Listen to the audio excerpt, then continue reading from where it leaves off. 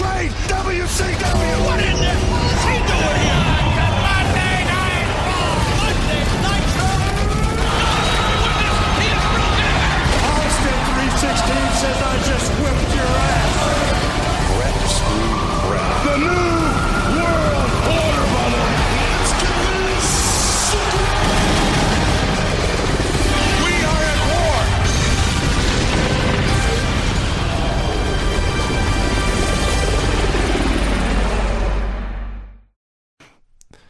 Live, not live podcasting. Nitro 108, October 6, 1997. This show also opened with a memorial graphic for Brian Pillman.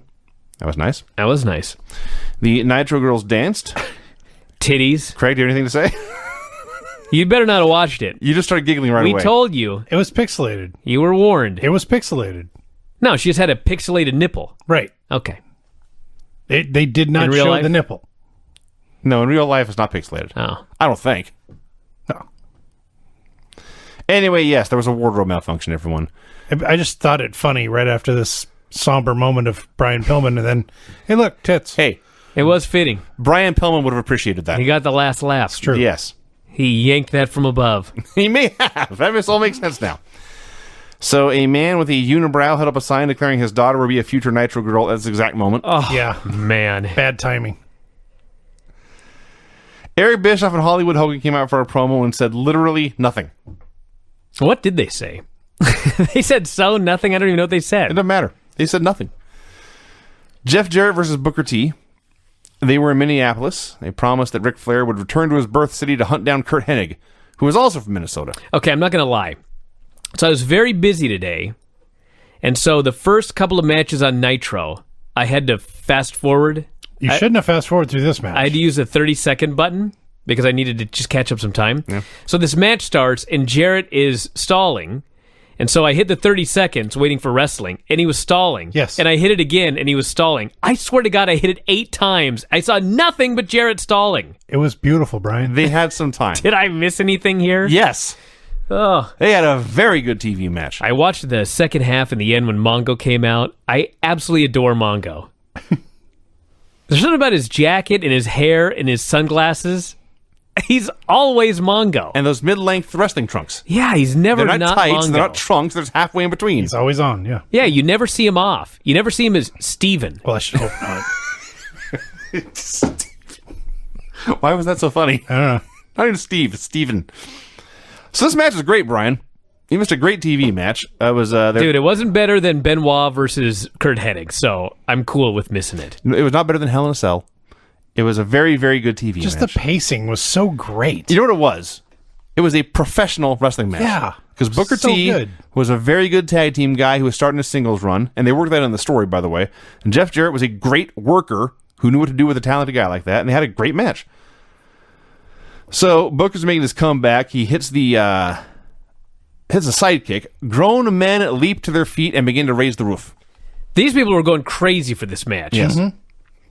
Mongo chooses this moment to come out and confront Deborah. Now, I know what I'm about to say is a heavy example of the pot calling the kettle black.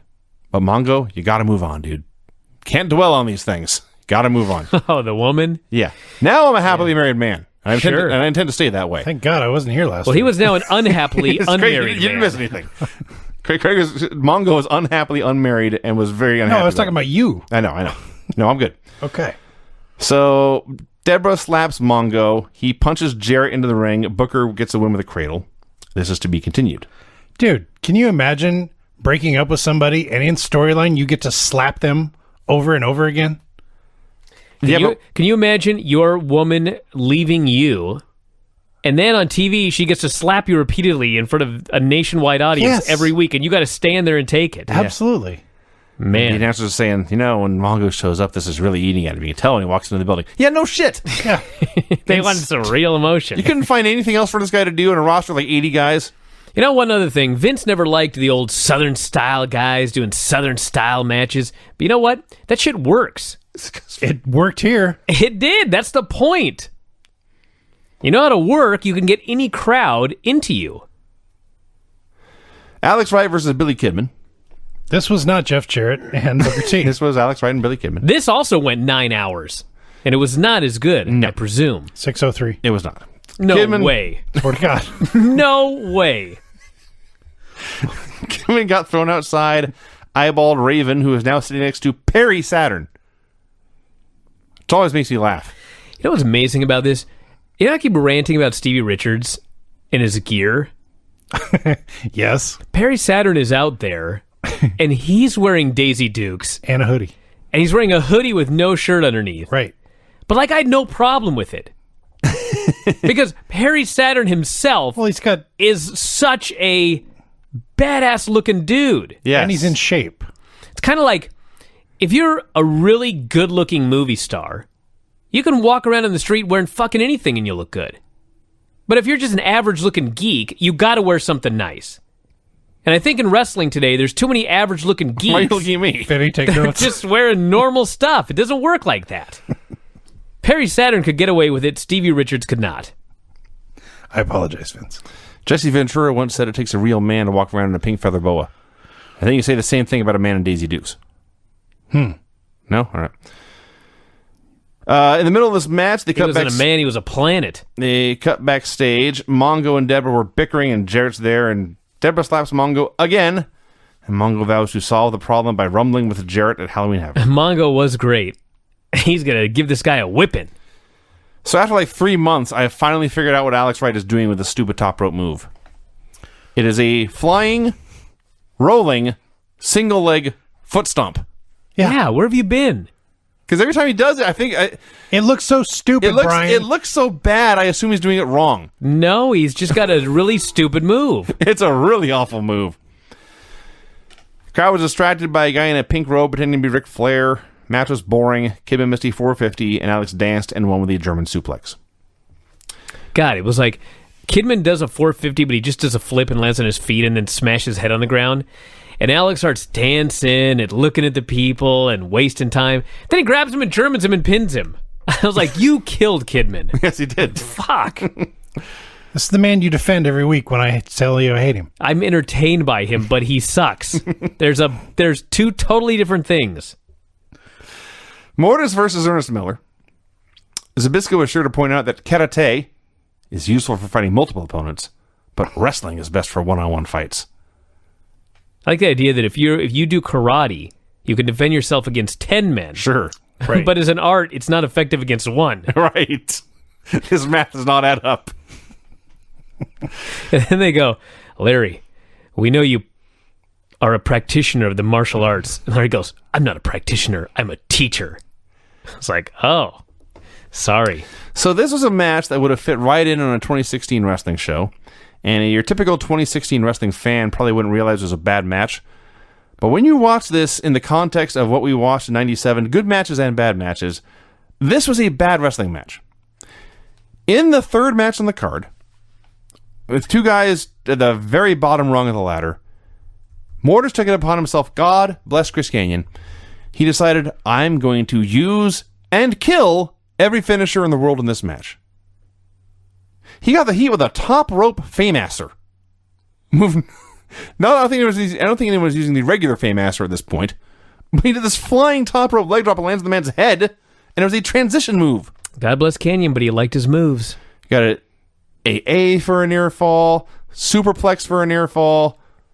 This is the Cesaro superplex. It was the Cesaro superplex. Yeah. Got to get no one else moves. No one else is doing. No one cared about these moves, mind you, but no one else is doing them. Well, let's cut to the chase. All right.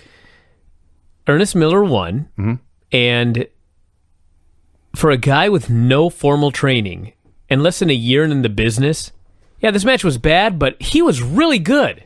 Finish looked really good. Yeah, he sold forever. Could He out had of everything. so much potential, but then he just stopped here. Yes, he became a cartoon character. They also announced Disco Inferno would be defending the TV title against Medusa. Somewhere in there, they said there was a production assistant or something named Wendy Turnbuckle. Jacqueline, you mean? That's true. That was her name. I did write Medusa. It's Jacqueline. Jacqueline. Vinny. Yes, Wendy Turnbuckle was a woman who actually worked in WCW. I guess so. Even Larry was appalled by this. Scott Hall and Six came out for a promo. Called themselves the Wolf Pack, which they've been doing for a while now, but said Nash was home, hurt with a bad knee, and Nash has his own ribs taped. He says, an average man would be in the hospital tonight, but I was not going to let my fans down. The reason we got hurt, we were watching old Larry Zbyszko tapes, and we laughed so hard we fell down. I can believe that. Crowds chanting Larry's name, and Hall promises to beat Lex at Havoc, even with Luger's handpicked ref, and they did many crotch chops. They're doing a really good job with Larry versus Hall. They were building that matchup great. Hall had such great delivery. He had nothing to say, but it was great. Yeah. It was time for the second hour, so think about this. There's this huge pyro display of fireworks and explosion and sound, and then they go to commercial.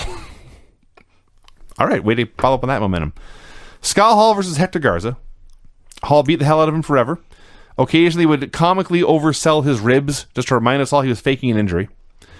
Bullying the ref, abusing him, manhandling him. 6 at a Bronco Buster. Hall hit the edge for the win. Throws the ref down to make the count. This is all to build to a special referee match, and they're so simple and so effective in how they're building to it. Because Scott Hall manhandles and abuses the referees every week. They're all intimidated and scared, and we need a badass ref like Larry Zbyszko to lay down the law. Well, keep in mind also the other part of the storyline where they made sure that they got that Hector Garza in the end. But thank God he put him over the week before. Yeah. Put him over 2 weeks ago. Yep. And still brags about how they put him over years and years later. Probably did. So 6 drops the ref with a high kick, and Hall puts the ref in the torture rack for good measure. The Nitro girls danced. It is my reluctant duty to note their clothes stayed on. Disco Inferno versus Dallas Page. Just a match. I did love. Page makes his comeback, hits that pancake pile driver. He signals for the diamond cutter, and the place is going nuts. And all he has to do is grab this dude, hit a cutter, and win. But no, he must make it more complicated and difficult. So first he lets up into a fireman's carry, then hits a cutter, which is in fact the TKO. And he gets the win. You know, it's amazing. Go ahead. It's amazing. It's 2016, and sometimes we see stuff from the 97 era, like this fucking Hell in a Cell, which nothing could touch today.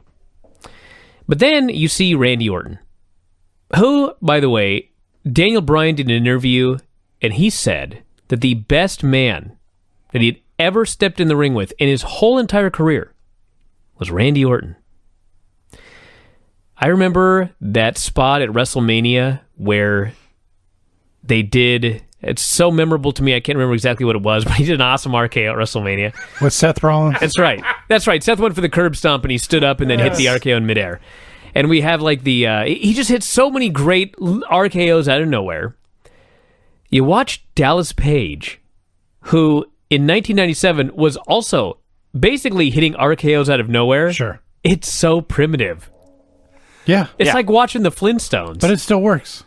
Page It does, but it's like hilarious how at the time it was so innovative how every week he found a new way to get a man into the diamond cutter. Evan Bourne did not do a shooting star press and he hit him with a diamond cutter. No. That did not happen. Dallas Page was very, very good about knowing what to do to get over. Randy Orton is capable of doing the same stuff so much better. Oh, man. He is so much smoother, so much more graceful. I wonder how Randy will be remembered. That is a fascinating question. In 20 years, his peers will talk about how he was one of the all-time greats. Yes. And all the fans who were bored shitless watching his matches a lot of the time are going to not vote him into the Hall of Fame. Yeah. Talk about a guy's stock that's plummeted. Randy? Yeah, I think so. I don't know. I think he's more over than ever after he took that beating. I hope you're right.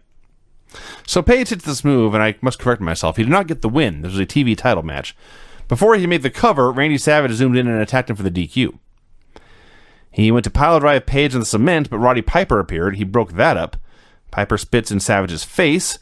Before Savage could retaliate, Page grabbed Savage as a diamond cutter on the cement. And Page and Piper flew through the crowd. The entire NWO runs out to lend a hand. Not just the B-teamers, but Hogan, Bischoff, Hall, the bigwigs. Elizabeth comes out with the EMTs. She's crying, Shivani says, and we don't feel sorry for her. Wow. Yeah, they were kind of jerks here. They were assholes. They're trying to justify it with all the times the NWO has done stuff like this, but hey, 2 wrongs don't make a right. So the crowd, as Randy Savage is eventually loaded up onto a backboard and taken away, the crowd sings the goodbye song.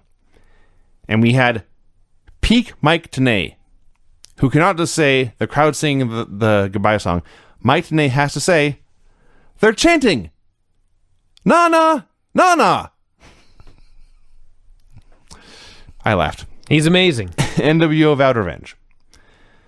Immediately afterwards, they go to break, and then immediately Jane brings Piper out for a promo. Why doesn't the whole NWO come out right now? So Piper, who is still the commissioner of the place, he demands the Outsiders defend their tag titles next week, or they'll be stripped of the belts. He announces Paige Savage at Havoc would be a last man standing match. And starts to talk about Hogan when Hogan and Bischoff finally come out to get him. And Hogan faces him down, and Hogan cuts an awesome promo. He says, "You'll never be an icon as long as I exist. Our careers have paralleled for the past 15 years, and for 15 years you've been in my shadow. All these big crowds are here to see me. All these big TV ratings are here because of me. I'm going to beat you in the cage. I'm going to pin you as many times as I want. I'm going to put you in a wheelchair, and I'm going to end your career." This is awesome. He shoves Piper. Piper goes to defend himself, but Bischoff kicks him in the leg from behind, and Hogan takes Piper down and starts manhandling him. And Bischoff accidentally kicks Hogan. Piper makes his own comeback. If I'm being honest, Bischoff's strikes looks better than Piper's. NWO comes out to make the save. Piper is swinging the World Championship around to defend himself and fight them all off. This segment was great. It was great. Hulk Hogan, when he's on, when he actually has something to talk about, he's a hell of a promo. Oh, yeah. That's a mind-shattering statement right there. Write that down. Hulk Hogan could talk. Hogan, good talker. Nitro Girls danced again. They announced that if Mongo beat Jarrett at Havoc, then Deborah would have to leave WCW. Mike Tenay did another segment talking about Lucha Libre and the Mexican Luchadors. This was... I'm not a lucha expert, so maybe this was rife with errors, but as far as I can tell, this was a pretty good history package, given that they had 3 minutes to work with. 3 minutes to cover 70 years? 70 years? Yeah. Boxing promoter Salvador Luderoff goes to the U.S., sees pro wrestling, brings it back to Mexico. They list some of the classic luchadors of the past, explain the differences and definitions of the Rudos and Technicos, talked about the When Worlds Collide show, and we got a brief clip of Los Gringos Locos. Listed some of the biggest Mexican promotions, including both AAA and EMLL. And that was that. And it was fun while it lasted. I enjoyed that 3 minutes. Eddie Guerrero versus Ultimo Dragon. Oh my God, what a great match. This was awesome. This was, I can't say it was better than everything in the Cruiserweight Classic, but it was better than a lot of it. It was better than a lot of it, that's true. I will admit, I had very high expectations when they came out, and I was a little disappointed. It was not as great as I thought it would be. Dragon hooked the sleeper. Eddie got the ropes. Eddie hits a tornado DDT, and he goes up for the frog splash. But Dragon got his wires crossed, and he is way over yonder in the other corner. And I can't believe Eddie even tried. I would have jumped down and just said hell with it. But Eddie tried to go for the frog splash. He launched himself all the way across the ring, scored a headbutt to the chest, and got the win. It was amazing. The guy was where he was, and Eddie looked at him, and he looked at the turnbuckle, and it was patently obvious the guy was too far away. And he was like, I'm doing it anyway. Let's see what happens. I'm just going to jump as hard as I can. If this turns into a flying axe handle to the sternum, so be it. It did. But pretty much. And they showed a Benoit Hennig match ending via NWO run-in on Saturday night. Well, thank God we got the good one here. We got Chris Benoit versus Kurt Hennig here. This match was so awesome. Do you remember it was like last week where I said, this Kurt Hennig, he ain't Mr. Perfect. Mm-hmm. He was tonight. Benoit beat the shit out of him. And Kurt Hennig took every wacky Kurt Hennig bump for all of Chris Benoit's awesome offense. And it was the best mesh of offense and, I can't say defense. There was no defense. It was so great. He accepted these offensive moves. He gave him a chop outside. And first, Kurt Hennig is jaw-jacking or high-fiving an NWO fan. The match or whatever. hasn't started yet. Yeah, Hennig's fucking with a fan in the aisle. He's in the aisle. And Chris Benoit runs up and kicks his leg out of his leg. And Kurt Hennig does his flip thing that he does in the ring, holding onto the ropes. But he does it on the guardrail, and it's right in his head. Then Benoit gives him a chop, and Kurt Hennig hits his head on the steel steps. Okay, let's stop there. It's just so great. This happened, and I grabbed my head and screamed. Mm-hmm. I thought, what the hell happened? What went wrong? and I went back to watch it. You know what went wrong? Nothing. This was their Nothing. plan. Yeah. Hennig checks behind him just to make sure he knows where the stairs are. He turns back to Benoit. Benoit throws a chop. Hennig launches himself up and back and twists. And as he is coming back down to earth, he leans in and throws his head against the side of the stairs. So awesome. Jesus. And then Benoit treats him like The Undertaker treated Shawn Michaels. He did. Yeah. He beat the shit out of him hither and yon. And like he beat him so bad that I knew that He was losing. Benoit was losing. It was patently obvious. But eventually, Hennig got the heat with a dragon screw leg whip off the middle rope. He starts beating the hell out of the guy. There is a spot where they're in the corner and Benoit's laying a beating on him. And finally, big tough Curt Hennig has had enough. And he unleashes fury on Chris Benoit. Beats the absolute hell out of him. And then fires up and pumps his fists and shakes his body to the crowd. And they all go absolutely crazy. And Bobby Heenan's going crazy. And I just thought, Curt Hennig has to be so appreciative that Benoit got this performance out of him tonight. Because boy, did he ever. It's pretty awesome to see a vet like Hennig basically take a flip bump for a chop and land on his head for Benoit. Well, he knew that you either sell for this guy or he's going to hit you harder. Well, he was hitting him plenty hard. And Hennig landing on his head to sell for Benoit was highly entertaining. I loved every moment of this match. It was my second favorite match I've seen all day. So Hennig really, uncovers a turnbuckle. He takes the pad down. But first, he himself is thrown into it, and Benoit makes his comeback. But after Benoit makes his furious comeback, Hennig is able to lure him into the corner, and Benoit charges, and this time he hits the metal, and Hennig wins with the fisherman suplex.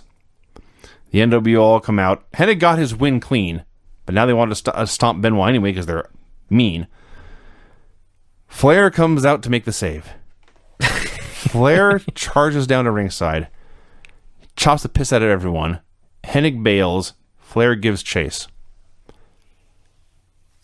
Remember those Mr. Perfect vignettes where he showed he was perfect at every single sport? Wasn't perfect at running. See, I was very impressed. I was too, but the point is, Hennig just did this long match with Benoit. Yeah. And he's clearly tired. And Flair hits the ring, and Flair starts throwing chops. And Hennig is aware Flair is now going to chase me to the back. Mm-hmm. But we're going to do the old Abdullah the Butcher run where we'll do the Becky Lynch run. We'll maybe move our arms and legs, but not really go very fast.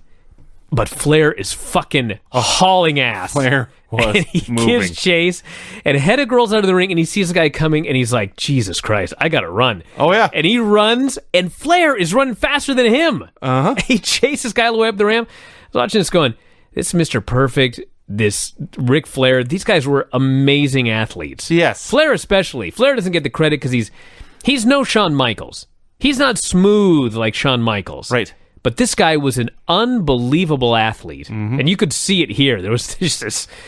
I was like, you better run, Kurt, because he's going to kill you. With the exception of the time Wade Barrett ran so fast he lapped the earth and came back behind Mark Henry, I don't think I've ever seen one wrestler chase another wrestler so quickly. These men were sprinting like Usain Bolt. They could not go any faster if they tried. So he chases Hennig out of the building, down the street, and perhaps out of Minnesota entirely. That's what happened. Yeah. I'm sure he left the state. We saw Hennig in his gear running down the sidewalk and out of sight from the building. Which is not only funny because it's a grown man in his gear, but it's a grown man. This isn't little kids on the playground. No. This is one man came running, and another man ran away, and the first guy kept chasing him. And they ran as fast as they could. All the way out of the building. This was fully fight or flight. Your life is in the balance. You better run. Eventually, Flair gives up, and he walks back to the building. And he's not walking slow, but you knew he needed this walk to catch his breath to cut this promo. He gets back in the building. Gene asks him one question on the ramp. Flair just takes the mic away and goes down to the ring. Gene was trying so desperately to hold on to the mic. Because that's what a professional does. Yes. And Ric Flair takes it, because that's what Ric Flair does. He said, it was great to be back. In his career, he had taken every wrestling move in the world. He always came back. Talked about this feud with Hennig. He said it's not about politics because they've wanted me gone for 10 years. And it's not about being the best because arguably, he said loudly over and over again, there has never been anyone better than the Nature Boy. He vows to finish Hennig off at Halloween Havoc, whether the match is booked or not. Then he addresses Hogan. Says, for all the great names in wrestling, the Briscoes, the Funks, Dusty Rhodes, Harley Race. And the bottom line is, I am Ric Flair, and you're not. And he promised to get his hands on Hogan on Nitro before the end of the year. And that was that. What a promo. Hogan and Flair were the best on this show. Oh, my God, what a promo that was. Nothing like it today. Sad. God, no. There aren't cage matches like this today. There aren't matches like Benoit and Kurt Hennig today. There aren't promos like Flair. Sad. But hey, Raw was good. At least you got a good Raw to watch this week, Vinny. That's good. Unless they cut out all the good stuff. Even the New Day was great. Nitro, number 109, also October 13th, 1997. Jarrett's gone. Yeah. Just gone. So walked out. Contract expired. Went somewhere else. Bye. Hollywood Hogan, Eric Bischoff, and Randy Savage in a neck brace came out for a promo. He held up posters for Hogan's latest terrible movie and encouraged people to take them to Raw. I couldn't even believe on Raw. Here's the thing that's so weird about Raw. For so many years, Vince did not acknowledge the competition at all. Now they've done a 180. This whole promo on Phil Mushnick, I mean, what great promotion for Phil Mushnick. Yes. This guy was over the moon. They just talked about him on national television. They plugged TV Guide. They plugged the New York Post. I was like, why are you wasting your time giving this guy that you don't like all of this press? And then Vince and everybody start talking about Hulk Hogan's newest movie. They're plugging that Hogan has a new movie out. They did do that. And then, I guess to point out what a bad actor he is, they start making fun of No Holds Barred. And it's like, you fuckers made that movie. Mm-hmm. That's your fault. Don't point at me when you say that. I had nothing to do with it. They talk about how much money the movie lost. Like, this is some sort of burial of Hogan. It's like, no, it's a burial of you idiots. You lost your money. You numbskulls made a bad movie and lost your ass. And now you're using that to bury the other promotion? So was Assault on Devil's Island just a TV movie, or was it actually? I think it was a TV movie. I'm pretty sure it was on TNT or something. So they were mad at Roddy Piper, said Savage's neck injuries were Piper's fault. Hogan ran him down for a while, and they vowed nobody would leave the building until Hogan got his belt back. God, I wrote Assault on DEV, and it's the first thing that came up. We're going to find out. Do a review? Oh, please, no. I'll bet you anything it's on YouTube. Nah, it'd be burned down by now. It'd be taken off. Was it like a Thunder in Paradise offshoot? Hulk Hogan leads an elite Navy SEALs team. Sounds just like the Marine. Chosen for an audacious mission to rescue a group of nationals being held captive by a drug lord's soldiers who want their leaders released. That has to be the plot of every Marine movie. It's like the Expendables. 1, 2, or 3. How's Hogan not been in one of those movies yet? Apparently there was also an Assault on Death Mountain, which also may have... 2 places I'm never going to go to. It also featured Hulk Hogan. Hulk Hogan and Shannon Tweed. Oh. Gene Simmons's Squeeze. That's a good word. It's not... Okay, so this movie featured... They finally got married like 30 years later. Hulk Hogan, Shannon Tweed, and Carl Weathers. Excellent. We're all in this movie. It's got to be on YouTube. I remember as a young lad watching Entertainment Tonight, and Shannon Tweed's younger sister, whose name escapes me, but it's something Tweed, but she was following her older sister's steps and posing for Playboy. And they asked her why, and her response was, I want to be rich and famous, and I don't want to have to work hard for it. Wow. Okay. Honesty. Yeah. I don't think it worked, but hey, power to you. Psychosis versus Eddie Guerrero. Okay, I can't find the actual Assault on Devil's Island, but there is the Hindi version. If you want to watch it in Hindi. What? Why? I don't. Well, it's up there. Huh. So they announced that they corrected themselves. The Disco Inferno Jacqueline match at Halloween Havoc would not be for the TV title. So awesome. They're talking about the Nevada State Athletic Commission. Yes. They've talked to them about this match, and it's been given the okay, but cannot be for this championship. Eddie had his lowrider theme here, which was so dope. That music rules. So they're doing this match, and Psychosis says, I got an idea. I'm going to lay Eddie Guerrero out down here on the floor. I'm going to climb up to that top rope up there and jump off and do a senton. This was a bad idea. This was a horrible idea, and as soon as he landed, he realized I have made a horrible mistake. But dude, he was fine. No.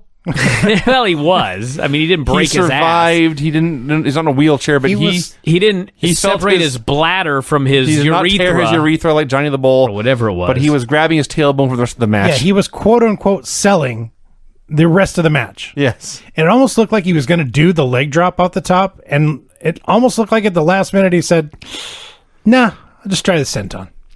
So instead, he tried a top rope splash. His head bounced off the mat in a hilarious manner. And Eddie just hit one superplex and one frog splash and won. I don't know if I'd use hilarious for his head bouncing off the mat, but With the wig, with all the motion of his hair flying all over. This was a very good match. I very much enjoyed it. I want to mention that when they were talking about Vegas, they actually mentioned Mark Ratner, Yeah. who used to be the executive director of the NSAC. Now he works for UFC. I remember going to a UFC once, and I was talking to Mark Ratner about wrestling. And he was so happy about these memories of when WCW used to come to Las Vegas. He thought it was so cool. It's like, so weird. But he liked wrestling. Mike Tenay did another feature on Lucha Libre and the Mexican Luchadors. It was awesome. Gets better every week. They go to the Mask Maker, show what's going on at his shop. Quick interview with Ray Sr. and Ray Jr. Claim the... And Hijo del Santo, who is wrestling tomorrow. That's right. Claimed the masks were... I wrote descendants, that's the wrong word. But continuing the history of the Aztec warrior masks, they were in a battle. Psychosis, they interviewed 1,000 guys for 4 seconds each. Psychosis says the mask is part of his soul and a great myth. And the guy, he spoke this in Spanish, of course, and the English voiceover guy had zero emotion, which made it all funnier. Ray said losing his mask might end his career. Foreshadowing. They go to Tejano, who of course has no mask, and says, Silver King. He says, he has no mask and says, I am too Kinda pretty looks to like wear one. Tejano. It does. That's why I said it. Why I wrote it. Anyway. Laparca said his mask scared himself. Hijo del Santo has a clip of Eddie Guerrero's hair, says the top trophy in his collection. And they go back to Eddie and says, Santo got lucky. Next time we meet, I'm taking his mask. So at this point, Ray was scheduled to lose his mask, and cooler heads prevailed. And you know what? It was way too early to take off Ray's mask, but they did a hell of a job for a month building it up. Oh, yeah. Before they didn't do it. Yes. I gotta give him credit for that. Absolutely.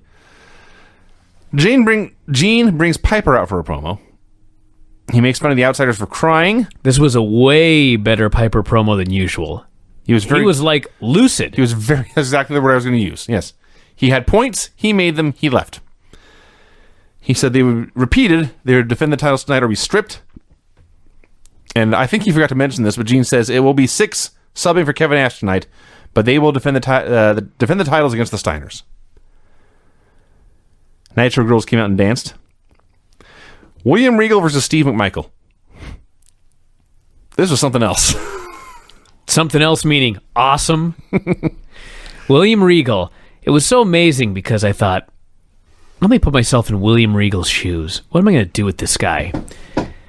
They did a tackle spot.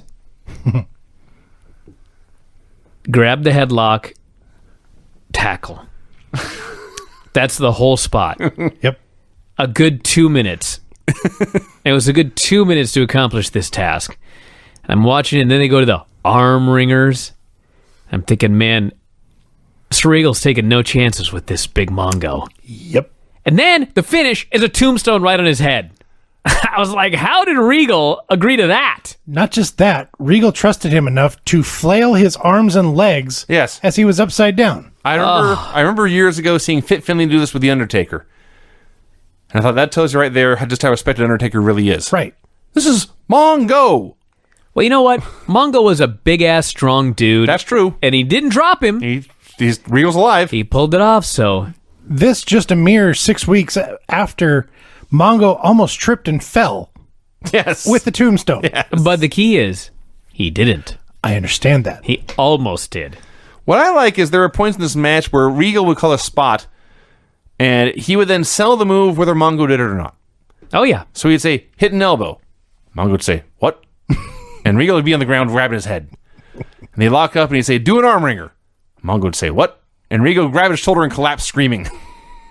Then they did his tombstone out of nowhere. Oh, I loved it. I don't care about the rest of you. So Okerlund then brings out Deborah, who makes the announcement Jeff Jarrett has left WCW. Mongo says, I tried to warn you about that quitter. But as far as I'm concerned, it's time for you to go back to the kitchen. Back to the kitchen where you can shine. So apparently she's a good cook. See, that's my first thought. Would you really trust Deborah to make you a meal? She good My whole cook? point was, he was saying you should go back to the kitchen like it was an insult, but then he put her over.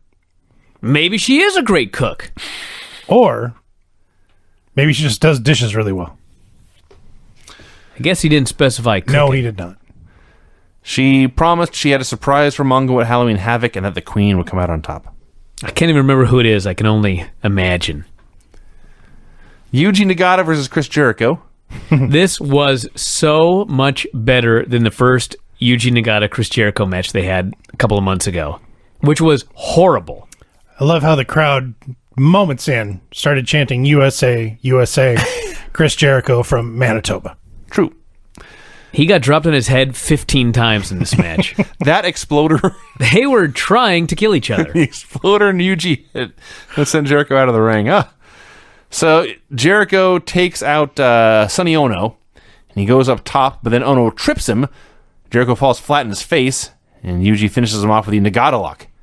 We got to talk about this inset promo with Sonny Ono and Yuji Oh, yeah. Nagata. Yes.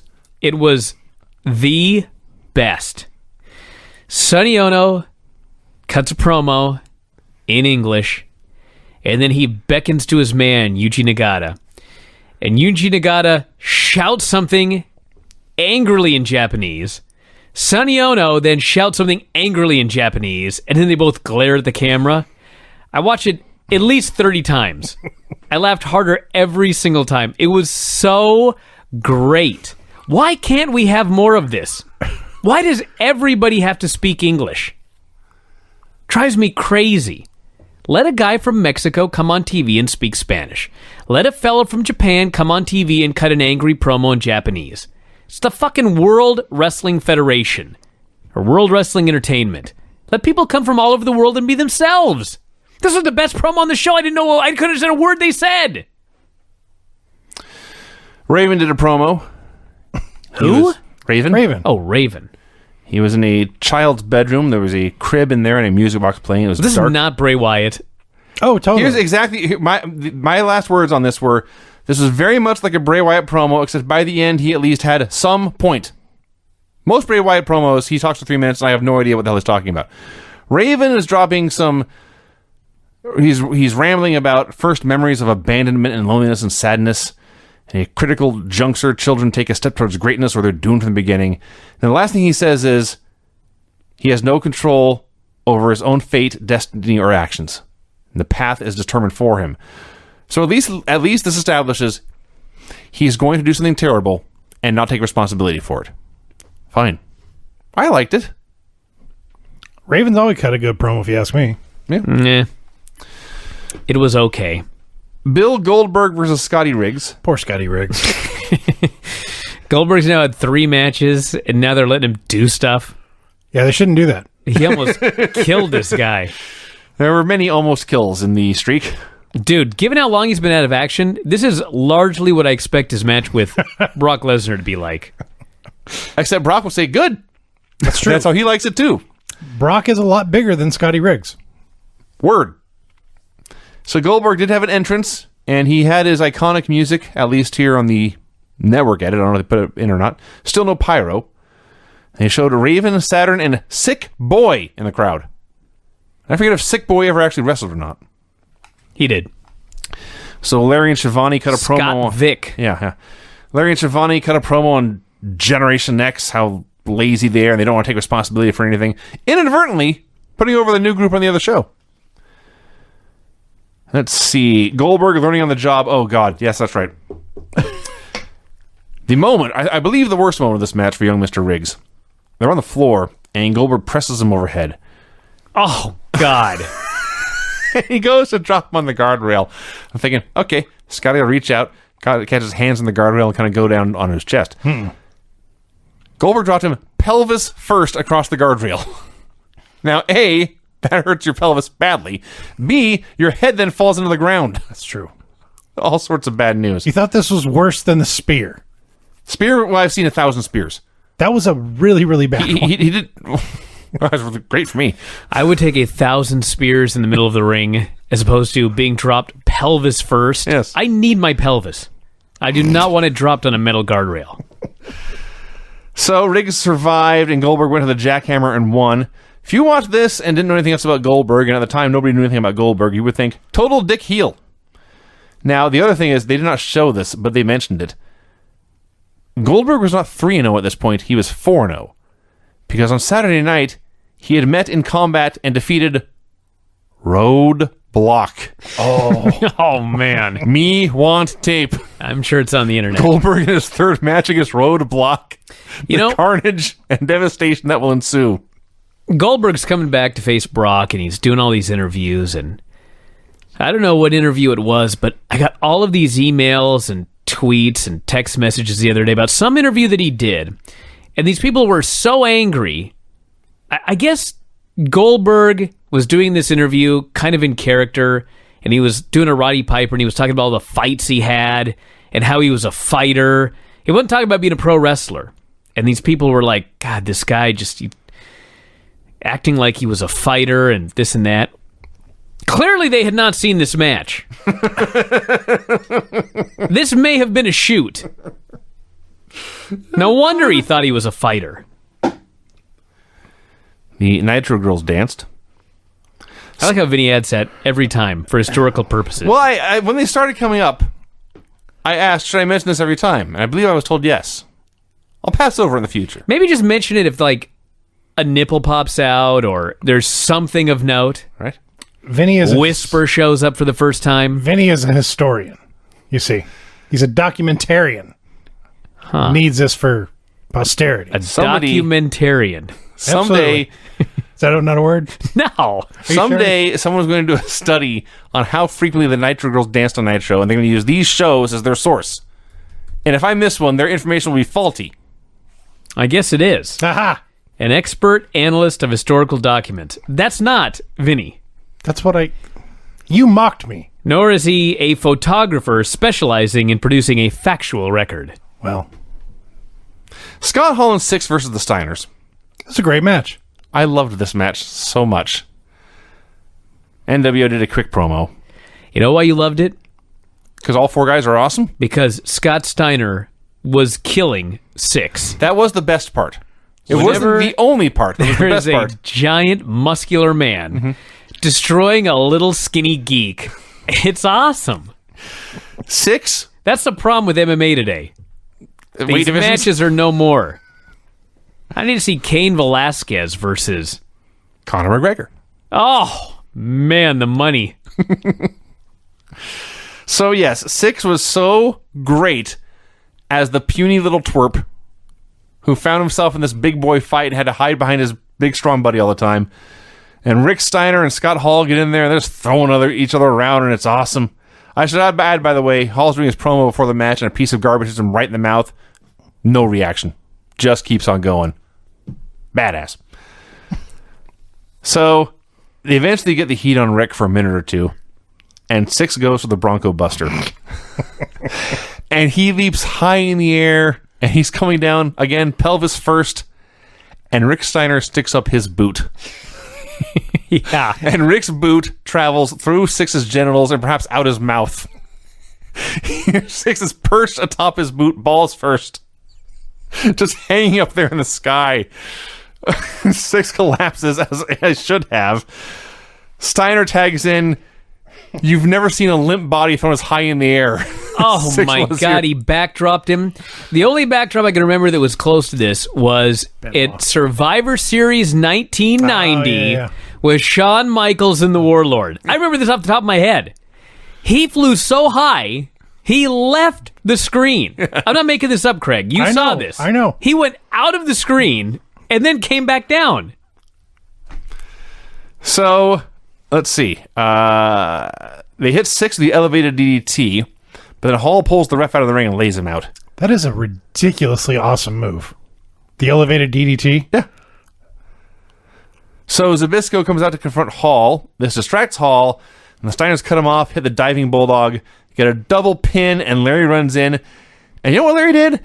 Larry made a fast count. Because the storyline is he hits the NWO. So the Steiners are the tag team champions. That match ruled. It ended with malarkey and shenanigans, but even up till then, it was tremendous action, and the malarkey and the shenanigans were exactly what made the people happy. So they go to the announcers. Should we do this together?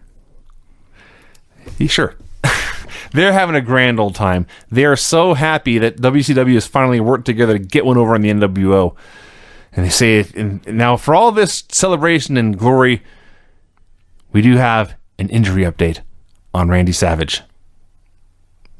Who cares? And they all laugh and hug. It's the best. This is the best Nitro ever at this point.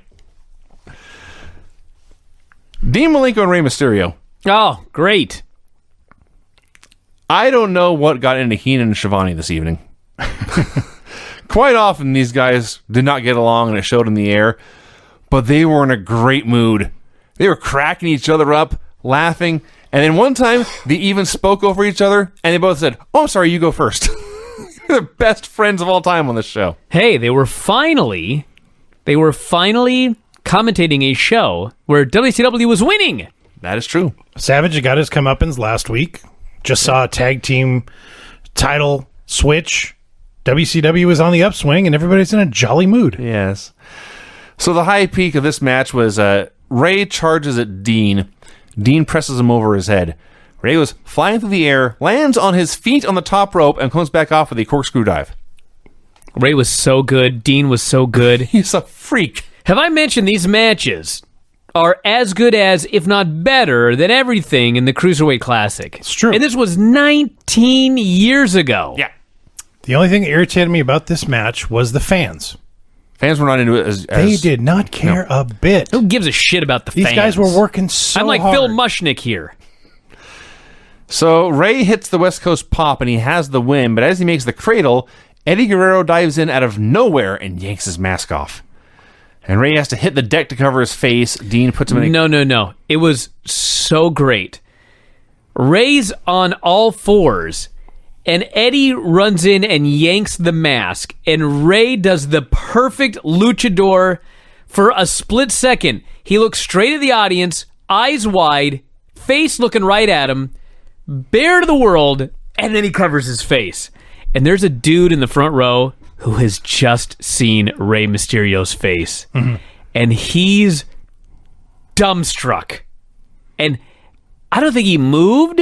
It's a 12-year-old boy. No, it was a grown-ass man. I'm talking about Ray. Oh, Ray, you're right. But he just sat there, and he stared at the ring for the whole post-match. Just like, I cannot believe I have just seen the face of Rey Mysterio. And you know that at the time, all these wrestling fans around the world are pausing their VCRs and trying to move one frame at a time so they can catch a shot of Rey Mysterio's face. It was so great. I couldn't believe how much hair he had. Yeah. Or a mask every night. Get a buzz cut, dude. Well, he did later. I guess so. So, yes, Dean immediately put him in the clover leaf, and Ray immediately tapped out. And that was that. But it was great. And Eddie celebrated with Ray's mask in the aisle. DDP does a promo. This was almost a wacky Lucha Underground skit, except he was talking into the camera. Excuse me, talking into the cameras. was like 18 cameras there shooting DDP at the power plant talking about Randy Savage. Man, we actually had some inside footage of the power plant. And all you could hear was iron clanking. Yes. Because you see, you had to lift some weights there. Those high voltage guys made it. We know what they did. That's right. So he's Page. This is really good. I thought it went a little long. But he says he's in a no-rules match with Randy Savage, who is a true savage. A psycho. He hates me. So yeah, I'm nervous. That's why I'm back at the power plant to keep focus. The key is, I know all the terrible things Randy Savage can do to me, but I can't let negative thoughts into my head, because negative breeds negative, and positive breeds positive. It's like DDP Yoga. He's positively Page. 19 years early. That's right. Made a career out of it. Good for him. That's also true. You know what's funny is, so many people laughed at Diamond Dallas Page over the years, and this dude got the last laugh. Oh, yes. His positivity paid off. Now he's a legend. Yes, he is. Roddy Piper came out for another promo. At first, I was annoyed because it had been less than an hour since his last promo. But then he hits the ring. He declares Larry Zbyszko, in preparation for his match as the special ref for Scott Hall versus Lex Luger, was granted his referee's license and officially sanctioned as a referee this afternoon. That means he is an officially sanctioned ref. The decision in the tag match will stand. And he turns to the crowd and says, "New champions! Hail the Steiners!" I'm not sure about the Hail Steiners. Hail the Steiners! He repeatedly This is the shouted. way all champions should be greeted this way. Hail the New Day! Hail Dolph Ziggler! That's how it should go. Bischoff and Savage came out. They demanded the world title and tag belts be returned. Piper went to fight. All the B-teamers came out to intimidate him. I mean, they did have a point about the world title. It's true. That was stolen. It was stolen. So it's Piper on one side of the ring and Norton and Vince and Bagwell on the other. And out comes what is very clearly a fake Sting. And fake Sting gets in the ring. He's 8 inches taller than Roddy Piper. And it was like, there's Sting! So fake Sting attacks Piper with a bat. He pulls off the wig of the mask. It is, of course, Hulk Hogan. They beat the holy hell out of Piper forever, and the announcers are begging for somebody to come help him, and no one does. And WCW was a unified force for one segment. 20 minutes later, they've fallen apart again. But wait. Yeah, there's more in the main event. Amigos.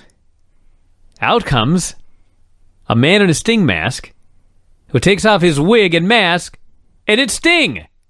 That's the last segment. You Brian. skipped like 18 things. Oh, did I? Damn it. Well, anyway, the point is, that was really cool. We'll get to that. I did jump ahead a little bit, didn't I? A little. It took like an hour. Oh, well. You know why I bring it up, though? No. They did this once in TNA, and I think it was Dave. Somebody was so angry. They thought it was so stupid that a man with face paint and long hair would put on A mask. a and wig. mask Right. over his face paint. Yeah. Sure. But you know what? I thought it was great. When he unmasked Well, now that we're here. and he was himself, I was like, that was awesome. We'll get back to it. Yes. That was foreshadowing. No, that was spoiling. No, come on. This was 19 years ago.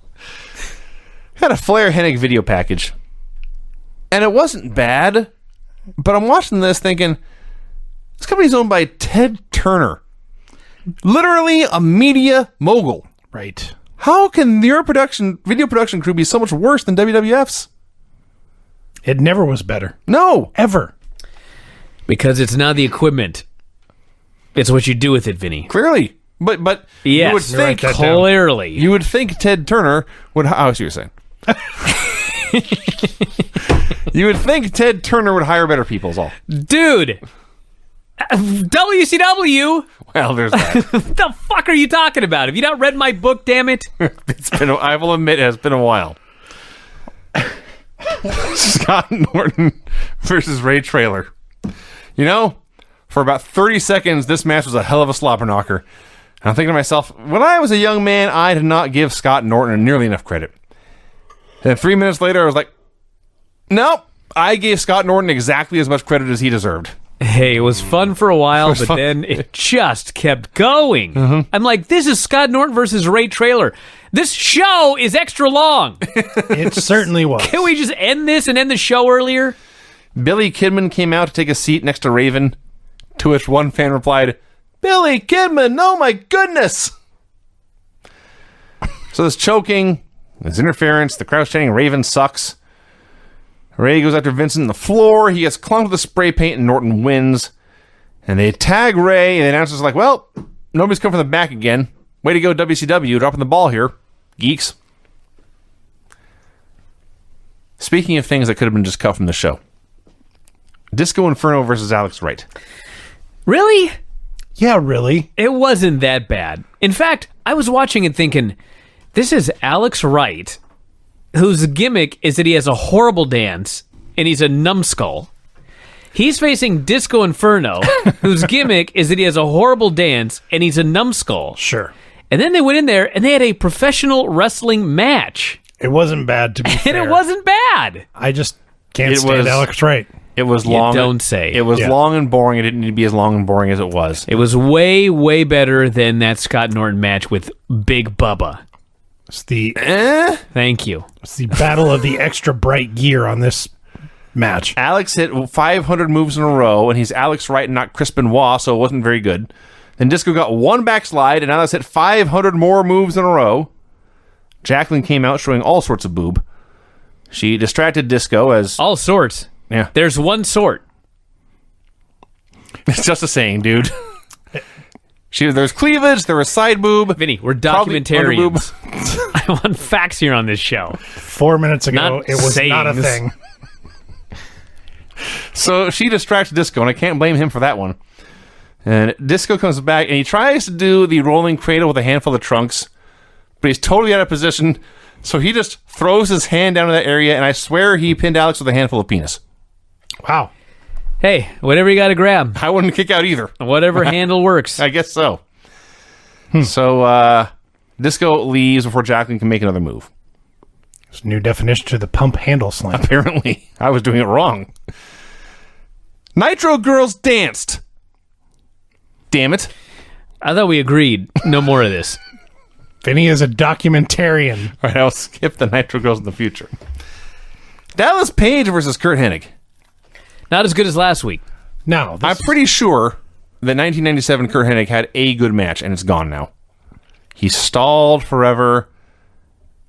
Then he did chin locks. And there was a sleeper. Craig fell asleep. Now, I will say this. They did nothing here, but they put their nothing together so well that when Page made his comeback, which wasn't anything great either, people did get into it. This was getting the absolute most out of the absolute least. I will say that. So Page is making his comeback. Flair appears being held back by security. Page is a schoolboy, and I think Flair was late hitting the ring. Yep. So the ref has to count 3, and I claim he didn't count 3. And the bell rings. Flair chases Hennig to the back. You know, based on how long the show went and what they did afterwards, I think this was how it was supposed to be done. So they went to commercial with the ref trying to get the belt back from Page. Say that again. They were already running like 40 minutes behind, and they went to commercial. Well, yeah. Overrun, dude. Dude. Get them ratings. Piper came back with the U.S. belt and the ref. He raised Page's hands over the ref's protest. Out come the NWO. Savage is out there in his neck brace dropping elbows.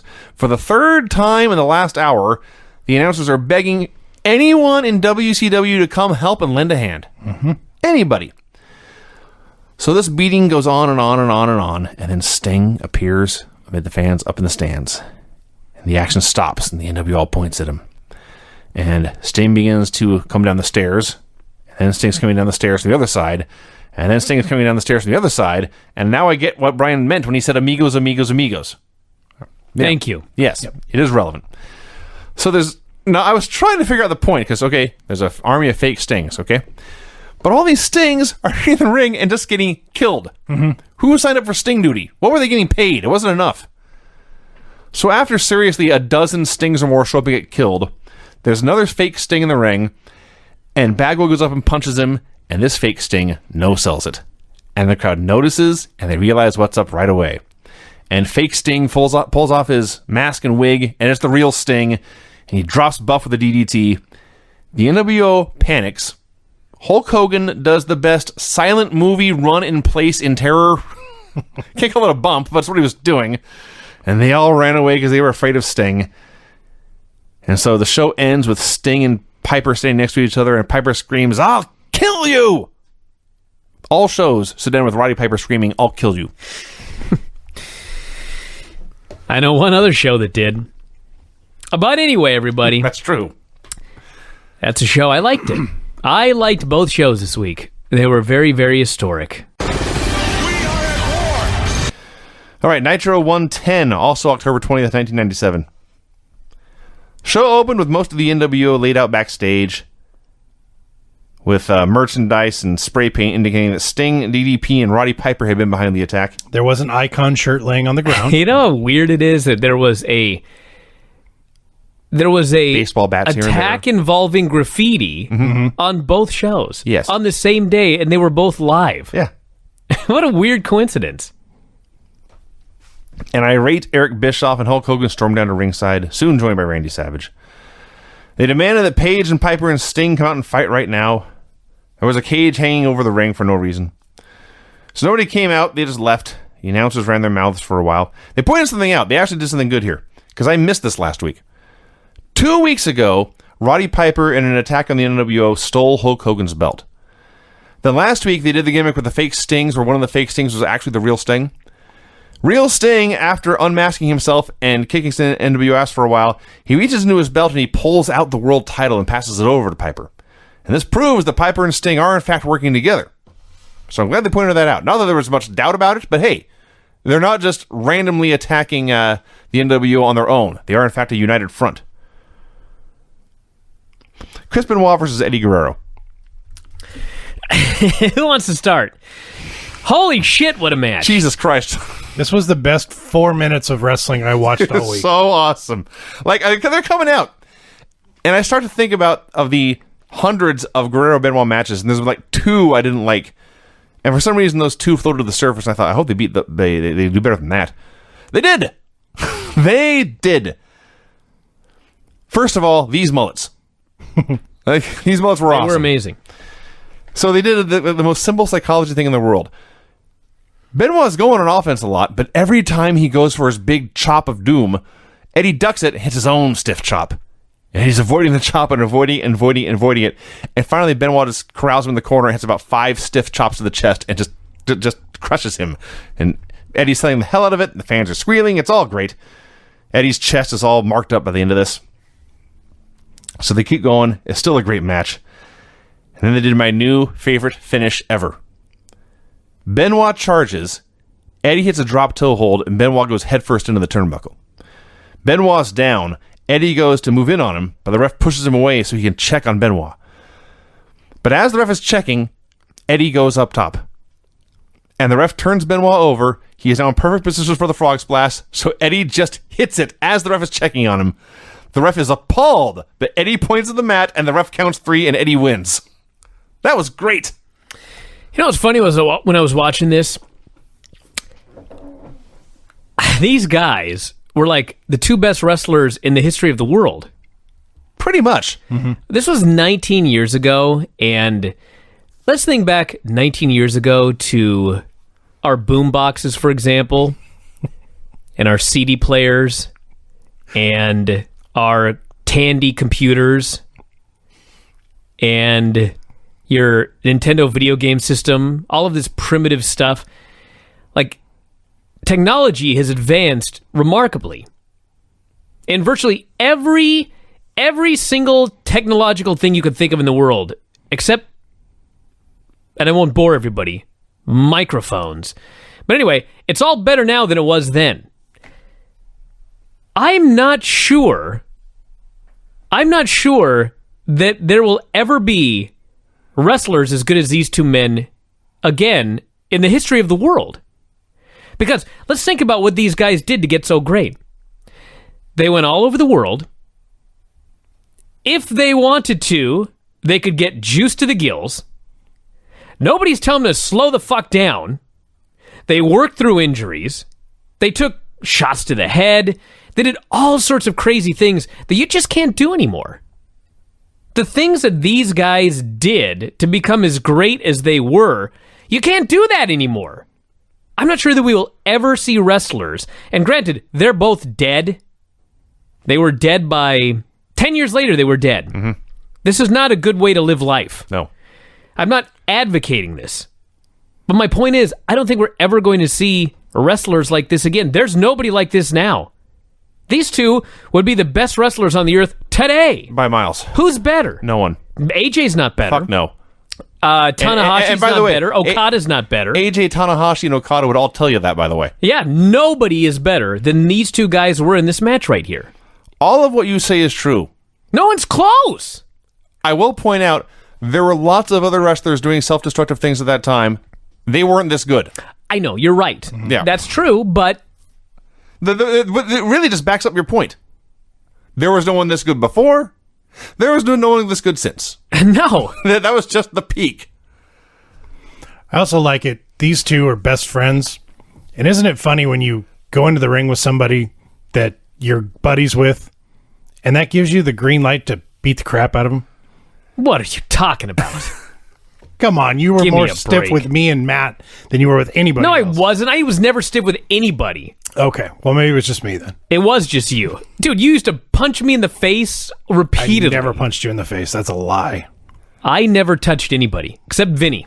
Matt Farmer? Actually, no, it wasn't you. Matt Farmer? No. Oh, fuck that. He was in the wrong spot. And even if it were my fault, it was one time in hundreds of matches. Okay, I never got a senton that Mr. Sexy. knocked the wind out of me. I did super kick him in the face every time.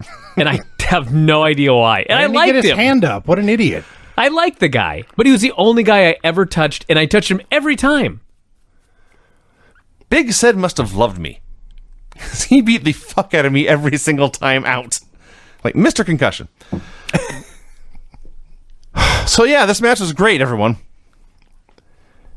They recapped Paige almost, but not really winning the U.S. title last week. Bill Goldberg versus Wrath. So great. It was, and yet it This was is not. So easy, everybody. It's so easy. Wrath comes out there, and he's as big as Bill, probably bigger. He's got his funky war helmet on with the spikes, this big leather trench coat, and he's posing on the turnbuckle, and the bell rings. It was a fair fight at that point. And he steps down, and Goldberg spears him, and jackhammers him, and pins him. In his outfit. Yeah, with his hat still with on. a spiky metal helmet still on. So great. Now, this match was literally exactly 2 moves long. Wrath fucked them both up. That's true. I mean, he fucked up is a little strong, but he took a terrible bump for the spear, and it gave Goldberg great difficulty getting him up for the jackhammer. But you know what? Goldberg just speared the shit out of him, and then he jackhammered the shit out of him. And then he pinned him. You know, have you watched Raw yet? I have not. Man, I hear Goldberg was good. He was great. it just goes to show there's 2 things here that are actually the polar opposites. Number 1, this is so goddamn easy to get a guy over if you book him like Goldberg. We saw work with Ryback, Yes. of all people, doing the Goldberg impression. Now, the other part of it is Goldberg was something special. Mm-hmm. Goldberg was not just a big musclehead. Oh, no. Crimson was a big musclehead. Yes. And TNA managed to fuck it up. But the point of this is, if you got a guy who's charismatic, it ain't hard. They went to him and they said, you're going to kill Wrath immediately, and he's not even going to take his outfit off. Place went crazy for it. Because that's what people want to see when they watch wrestling. Yes. A big fucking guy kill people. I am here to see some violence. Now, what was funny is after this match, Vandenberg, Canyon, and Wrath all stayed at ringside. Yeah. And Goldberg starts walking in the back. Well, out comes Steve McMichael. And they meet in the aisleway. And they meet face to face. No one moves. They start bickering with each other. And then finally, they both give each other a wide berth. And that leads to the match, which is... Before you get to that, Okay. I want to say one other thing about Vandenberg and Wrath and Mortis. They've got a wacky martial arts comic book gimmick. Mortal Kombat. Right. Yes. They've got a light show, and they've got costumes, and they've got snow, or is that glacier? You get the point. Glacier, but the point. Yeah. You get the point. When Goldberg killed this fucker, it was real. Yeah. They're all looking at him like, dude, he's fucked up. It's true. This Goldberg killed him. They're all concerned. Vandenberg's like, oh my God, is this guy alive? And Mortis is, I mean, he's in character. He's got his mask on, but he's Canyon. Like, oh my God, my friend's been killed. You know what this was? Their reaction here was just like the reaction of the Three Amigos. Oh, great. Real bullets. Yeah. It's the same thing. That's exactly what this was. Shit just got real in their fantasy world. Yes. And it was awesome. Well, not for them. Meanwhile, Goldberg Who cares about them? Goldberg is going right before the confrontation with Michael. I believe was the first time he looked at the camera and asked, "Who's next?" That's right. Then we get Mongo versus Mortis. So the whole gimmick is Mongo and Goldberg both played in the NFL. Now Mongo wants to show him up. So the bell rings. He jumps Mortis and starts hitting chop blocks. And then he didn't quite have the same match Goldberg did. Exactly. He tries to make a cover after hitting a hip toss. But Vandenberg distracted him. We'll never know if Mortis would have stayed down for this hip toss. Had their match. Maybe Mortis can, I mean, McMichael can do a shoot interview someday and let us know. I hadn't thought of that. This match went on for a while, longer than it needed to, especially after watching the Goldberg squash. Mm-hmm. Mortis hit a deadlift superplex. He was strong. And finally, Mongo won with the tombstone, which looked terribly uncomfortable. You know, as much as people rant about Mongo being in the Horsemen, I did love Mongo. Now that the Horsemen have disbanded and he's just Steve Mongo McMichael, wrestler, Aura's gone. It's night and day. Yeah. He's just a dude now. I told you, he lost his friends, lost his woman, Man. lost everything. My point was, if they were teasing a Mongo versus Goldberg feud for later on down the road, we just saw Goldberg went in there and beat the bigger man in the team in 21 seconds. Yes. And it took Mongo over 5 minutes to beat the smaller Canyon. Yes. That didn't make sense. No, you were correct. And I think they do. I think Goldberg's first pay-per-view match was against Mongo. Let's see. Gene interviews Mongo at ringside concerning his match against Deborah's Mystery Man at Halloween Havoc.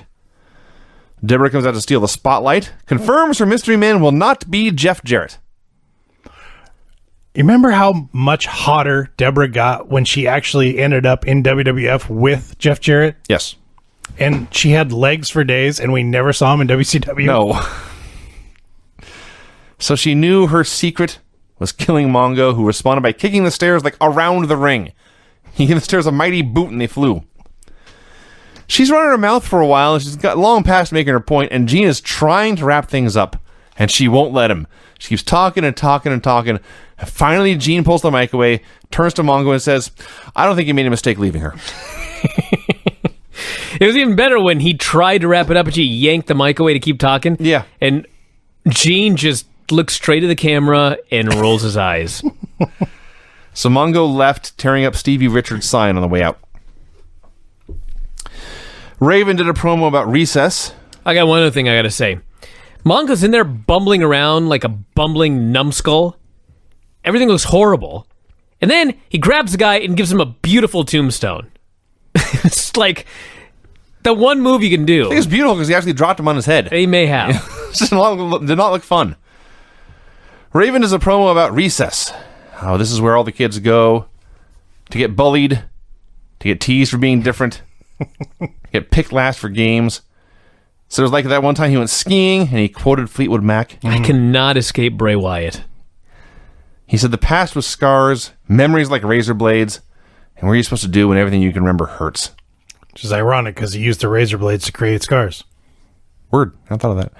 I don't think Raven and I in real life have a lot in common, but his character hits me right in the soul. I can confirm. This is what Recess was. Getting bullied, getting teased for being different, having no friends. Scars stick around. What are you, tall? Did you play football? If you saw me when I played football, I was incredibly skinny. I was a beanpole. Huh. Yes. This all happened. I swear to God. Yeah. I'll bring you a picture of me in a football uniform sometime. You will laugh. Mike Tenay had more on Lucha Libre and the Mexican Luchadors. Specifically, a Rey Mysterio Jr. profile. This was hysterical. Do either of you guys watch Modern Family? Brian, obviously you don't. It's a television show. Actually, I have. Okay. I haven't seen it. They did last episode. I've seen something you haven't seen. Your eyes lit up. Baffled. You've escaped the bubble. How have you not seen Modern Family? It's just not on my watch list. I watch, Gotham and stuff like that. Dude. Anyway, Vinny. One of the characters in this show is a young Colombian boy who is getting ready to apply to colleges. And so his stepdad is trying to convince him to go down to the rough parts of town and shoot a video about how this is his upbringing. Whereas, in fact, the joke being this character, if you watch the show, he's always Mr. Pampered. He likes spa treatments and rose petals. And that Sounds like Craig. Yeah. Oh, yeah. That is I bring this up because it is exactly what happened in this Rey Mysterio video. He's in the barrio of Mexico City. It's hard growing up here. It's dangerous. I'm thinking, you grew up in San Diego. Now, I know there's some rough parts of San Diego. Maybe your parts of San Diego were the rough parts of San Diego, but you didn't grow up in Mexico City. He's like that one rapper, I can't remember his name, who actually shot himself so he could have street cred. True story. I believe you. Johnny Knoxville? No, he's a rapper, Vinny. Oh, my bad. So they noted Ray had survived the many attacks of the Giants in the NWO. Thrived, in fact, after all these attacks, and teased he might be losing his mask to Eddie Guerrero. This is a great segment. Hey, I've said it before. They've done a great job building this up in 3 weeks. Yeah. Or 4 weeks or whatever it was. Mm-hmm. Can you believe 4 weeks of this and they were going to take his mask off the next week? Come on. Glad cooler heads prevailed. Juventud Guerrero versus Yuji Nagata. This match. Could Hoovy have been worse? No. There was a point where Yuji pushed him off and Hoovy forgot the spot. So the spot was Yuji whipping him into the ropes and him coming back, and Yuji had to put him in a headlock. Yeah. He whipped him into the ropes to put a headlock on. I remember when I talked about how much Hoovy sucked, and I had people say, oh, Bryan is well known in 1996. He was one of the best workers in the world. It's called Think for Yourself. I'm watching him right now. He fucking sucks. He has some good high flying here and there, but every match, there's some moment where he's just lost. He can't do anything in between the flips. He's nothing but flips and spinning. See, I was just watching this thinking, holy crap, Yuji's kicking the hell out of him, and now I know why. I didn't recognize that. Remember the spot Craig was talking about there.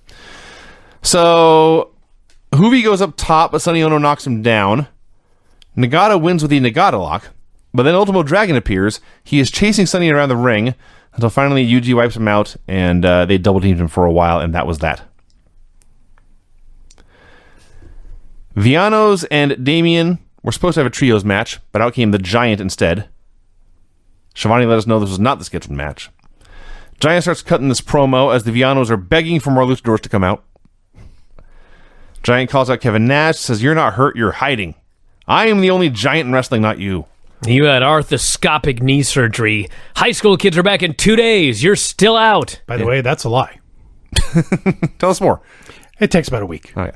I don't think he actually had arthroscopic surgery. He may have had Orthoscopic, maybe? whatever. It's arth. Crystal healing? What? Orth? Arth? I don't know. I'll find out right now, damn it. Orthoscopic. I've had it on one knee. Thank you.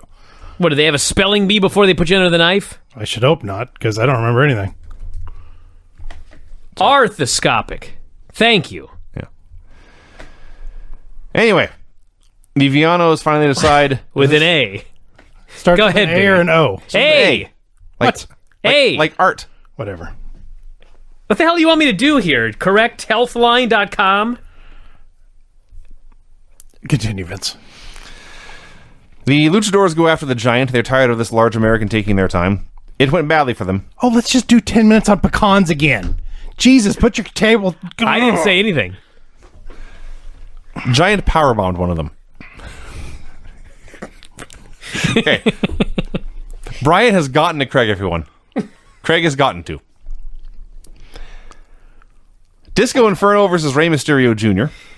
What a match! Dude, you correct my punctuation. You correct my spelling. You correct my math. How dare you? You correct how I say things. And then last week, What are you talking about? last week I said something that's not a word. And then you. Oh wait. Well, you were right. I admitted you were right. Okay. So now you admit I'm right about Arthur. Absolutely. Okay, I'm thank sorry. you. Rey Mysterio and the Disco Inferno. Such a dick sometimes. Can you imagine the world we live in where we got to see Rey Mysterio versus the Disco Inferno? It really happened. Was it not great, Craig? It was a fun Thank match. you. Exactly. Let's see. Disco hit a powerbomb to the Macarena. Ray went for the West Coast pop when Eddie ran out and attacked him for the DQ. He snuck out. Okay. He squatted down real low in the aisle. Yeah. And he snuck out. Yes. He's sneaky, like he did last week. Jacqueline ran out and attacked Disco and chased him to the back. Bischoff, Hogan, and Savage came out to talk more. They had nothing new to say, except Bischoff added Vince was afraid of Hogan's movie. WWE had a Survivor Series flashback special that they purposely aired opposite Hulk Hogan's stupid fucking movie. Can you imagine? What the hell are you worried about? I don't know. That was on. What was the date on that movie? Wasn't it like the 23rd? October 28. Okay, so that was. So hopefully it's in the archives of the network. It was the Tuesday after this show. Then. Yes, next Tuesday. Huh. Dean Malenko versus Kurt Hennig. This match was amazing. I don't know what happened in this match. I know exactly what happened in this match. So they had this match, and then immediately afterwards they had a Booker T match with Lex Luger. No. That was after. It doesn't matter. Point is, Booker, it doesn't matter when it aired, there's a point to what I'm saying. You had Booker versus Luger, and you had Dean Malenko versus Kurt Hennig. Booker T could tell that his opponent was getting tired. And so on at least 2 occasions, he put him in a rest hold. I see. Dean Malenko didn't give a shit. Yes, I see. He pummeled whatever his name is, Kurt Hennig. Kurt Hennig is fucking exhausted. He's blowed up. He can barely stand. And Dean is making him run, and he's throwing him outside, and he's making him jump. Luger, or I keep saying Luger, because I expect this to happen to Luger, but it happened to Hennig. Hennig is gasping for air. He can barely move, and they just keep going. I've never seen a man, who appears to be in good shape. I've seen fat guys get blown up like this, but Kurt Hennig was done for. And they just kept going for 10 minutes. Yeah. Dean made him work. It was a decent match. It was a strange match. Considering one man was basically a corpse, Yeah. it was pretty impressive. Yes, Dean basically wrestled a broom in this match. The announcers claimed Kurt came out. Keep in mind, 90 minutes before this match, he had been beaten in unconsciousness with a baseball bat. That's right. He's fine. He's just fine. Though the announcer said anytime he sold anything, there's that beanie again. That's why he got punched. So yeah, Dean, let's see. The announcers, by the way, we've gotten to the point in the Monday Night Wars where every time anyone hooks a finish, at least in an NWO match, everyone turns to the back to see who's going to run out. Yep. And the announcers are calling attention to it. So eventually Page won clean with a fisherman suplex, following what I described as a wonky moment when the announcers weren't sure what had happened. Yeah, because Malenko, this match went 9 minutes and 48 seconds. 7:18. Can we use the non-commercial time? It went 9:48, and Dean took 9 minutes and 40 seconds of it. Yeah. So in the final 8 seconds, Hennig booted him and gave him a fisherman suplex and won. And he was trying to go for the fisherman suplex earlier in the match, but Dean wasn't having it. No, he just kept going. We're going 10 minutes, motherfucker, whether you're ready for it or not. Ray Traylor versus Scott Norton. This match. Highlight here was Ray Traylor hitting the fattest enziguri of all time. How much time did you write down for this? 3:13. Okay, that's how long it went. Right. It There felt was no like commercials. It felt like 10:13. This just went on forever. Ray hit a big fat enziguri, the fattest and worst high cross body of all time. Instead of making the pin, he went after Vincent on the apron. Vincent sprayed him with spray paint in the face. Ray Traylor turned around. His face was now black. Ref was cool with this, and Norton pinned him. What the hell happened to the officials in the late 90s? So then a bunch of B-teamers and Scott Hall came out. They beat Ray Traylor up for a while and went to commercial. Yeah, because they sprayed black spray paint in the guy's eyes. And the announcers are talking about how this man could be blinded. He's Get been him to the hospital right sprayed now. in the eyes with black spray paint. And no sooner is he pinned than he just gets up and starts beating him up till they overwhelm him. I was like, way to sell that spray paint, Ray Traylor. This show was better than Raw, but it was not very good. Booker T versus Lex Luger. I was so fixing to think this was going to be horrible, and it was weird because Luger came out, and I thought, look at this guy. In August, he was the world champion, and now he's just a dude. Mm-hmm. And then he had a great match, and I realized he's facing Scott Hall at the pay-per-view with Larry as referee, so they actually have him doing something, but man, he's off the rails. It's Lex Luger. He actually got his biggest reaction here since they took the belt off him. That's true. Mainly because Booker T was great and carried him. Very basic match. Nothing much to it. Lex won with a torture rack. Actually, I will say this. Lex made his comeback. He hits the clotheslines and loaded elbow. And he does that flex gimmick where he's calling for the torture rack. That's when everyone started to jump up and down with glee. Booker actually cut him off and made his own comeback, but then he missed the hangover and Lex finally got the torture rack and won. Everyone went ape shit. Lex, as you noted, was tired. Gene could tell. I don't think I've ever seen Gene give a longer introduction to an interview, as the two of them just standing there and Gene going on and on and on about what just happened. And Lex's first words were, Booker T is really good. He says, this guy's getting really good. Yes. About that time, a fan in the crowd held up a sign and it said, Gene is an ex-porn star. I hope that's not true. He has the mustache for it. Dude, we just saw Rick Rude 1986 on NWA. Do not speak to me of great mustaches. That's true. Lex says Larry Zbyszko will not be intimidated by Scott Hall. When Larry comes out, he warns Lex, I am going to call this match right down the middle. Scott Hall's a tough man to beat. You should not get overconfident. And he leaves, and Lex is bewildered and says, that's all I wanted. It was really weird. It was strange. I mean, it was weird because as Larry's talking about how I'm not going to favor you, I don't like Scott Hall, I don't like the NWO, but it's been 20 years to build up my credibility and my legend. And I must call this right down the middle. And Luger's looking at him weird like, what? And I'm thinking, so is the storyline that Luger's expecting him to favor him? But then when it's over, Luger just says, that's all I wanted. I was like, what the fuck is happening here? I'm lost. It was very strange. Let me ask you a question. The next matchup was Scott Hall versus Scott Steiner. Isn't it funny? Actually, it's more of a statement. Isn't it funny how when Scott is in there with Kevin Nash and they're doing a tag match, that the tag match drags on and on and on, and both the big men, Scott Hall, Kevin Nash, are kind of lethargic in the ring. But ever since Kevin's been gone and Scott's been a singles wrestler, he's had awesome, awesome matches. I shall disagree. What? Well, I'm not going to disagree about Nash. Okay. But I think that Hall always works hard. The problem is when he's in with Nash, all you can do is look at how lazy Nash is. I see. Yeah. Hall always tries. Even when Nash is out there fucking around. Hall's trying. So it was Scott Hall versus Scott Steiner. Hall, before the match, cut a promo doing a survey. One other thing about Nash. All right. I didn't think about this last week. I don't even know why. But the Steiners finally won the tag team titles. Right. Nash was hurt. Of course. Right. Six took his spot.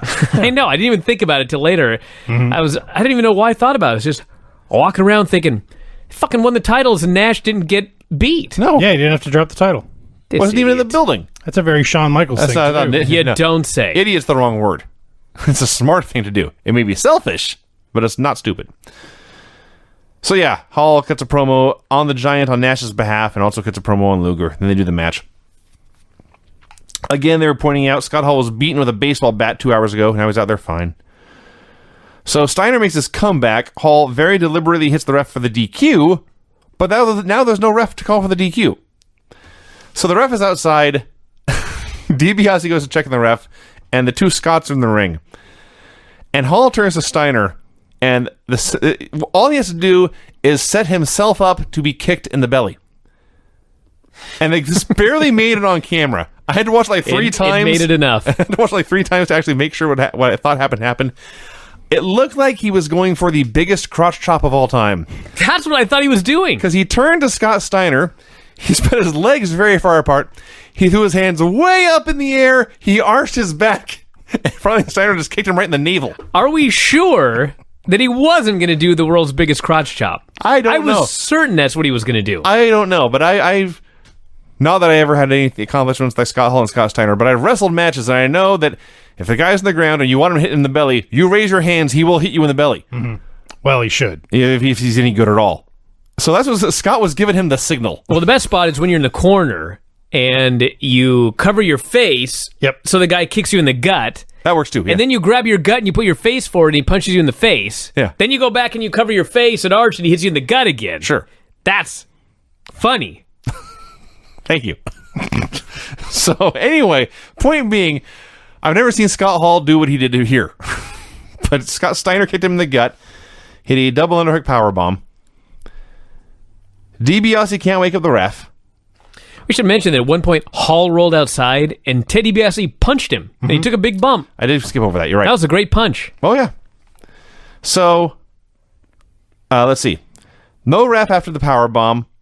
Hall cuts Steiner off, hits the razor's edge. Out comes a mysterious masked referee who hits the ring and gives a fair, even 3 count. And Scott Hall pins him. Foreshadowing, by the way. Yeah, Scott Hall beat Scott Steiner. It doesn't matter which ref counted. Scott Hall was the better man. Why did Vincent have to have a mask on? I don't know. It's one of those WCW things. Like, it doesn't count. It is bullshit. So why do you even put a mask on the guy? We were watching, not you and I, me and Sean, it's like 10 years ago we were watching it. One of the old pre-Nitro WCW shows where Hulk Hogan had donned the black. And he comes through the crowd wearing a Lone Ranger mask. And I have been watching wrestling so long that I get numb to some of the stupid stuff that happens in it. Sean just starts screaming with laughter. He was wearing a Lone Ranger mask so the fans wouldn't recognize Hulk Hogan. Mm-hmm. He might as well have put the glasses with the big mustache and nose on. Exactly. Yeah. Anyway. Main event was Bischoff, Hogan, and Savage coming out again. They had calmed down. They realized they had overreacted. They're going to take care of Piper, DDP, and Sting at Halloween Havoc. At this point, fake Sting is beginning to show up just like last week. 2 of them hit the ring. They attack the NWO. It is very clearly Piper and Page. The rest of the NWO comes down the aisle. They wipe out the 3rd fake Sting who had been there. Who was that geek? That may have been the fake Sting. There were 2 fake Stings in the ring, which were DDP and Piper. And then there was a 3rd guy coming down the ramp, and he just got laid out and killed. He was the decoy. Yeah. Sting just hired a geek. Yeah. Listen, buddy. A patsy. You're going to get killed. Okay, but here's $50. Better be more than that. Or he may have lied to him and said, everything will be fine. You don't even have to get in the ring. So the NWO hits the ring with Piper, Sting, and Page Sting, and they're beating it up. And now the cage that's been hanging over the ring all night lowers just for this reason. But as it is lowering, so also lowers the real Sting. And now he has turned the tide, and they're destroying people. And somehow Hogan, Savage, and Bischoff ended up outside the cage, and then it very quickly faded away. It was actually a cool idea for an angle, but didn't get enough time, and it was rushed, and it didn't have an actual revolution. It just was still going on when the show ended. It was rushed on a 2.5-hour show. Well, there's that too. God, it was 2.5 hours again. This was 1,000 times more entertaining than Raw. It really was. That I can say. Not necessarily great, but entertaining. I will say this, though. The crowds on Raw have been bigger, and they've been more vocal in the past month. And I'm sure, if I remember my history, they only get bigger. I believe you're right. Well, they do get bigger, yes. They did have a bigger crowd. Raw had a bigger crowd than Nitro this week. How about that? But it was a worse show. That is also true. They killed They more got fans. Smashed in the ratings Yes. again. They ruined more wrestling fans. As with that Jeff show. Jarrett's talking about God only knows what on the other He may show. still be talking. Could be. Okay. One other thing on Raw. First off, the light heavyweight tournament begins next week. Then, right before they go to Ahmed, you recall there is a goddamn movie that Hulk Hogan is in. I've heard. Assault on Devil's Island. And it's airing Tuesday on TBS or TNT or whatever. I think it's on TNT. And the whole Nitro show is about promoting this movie that's on the next day. WWE so concerned that people are going to watch this damn Hulk Hogan movie that they counter-program with a Survivor Series special. Mm-hmm.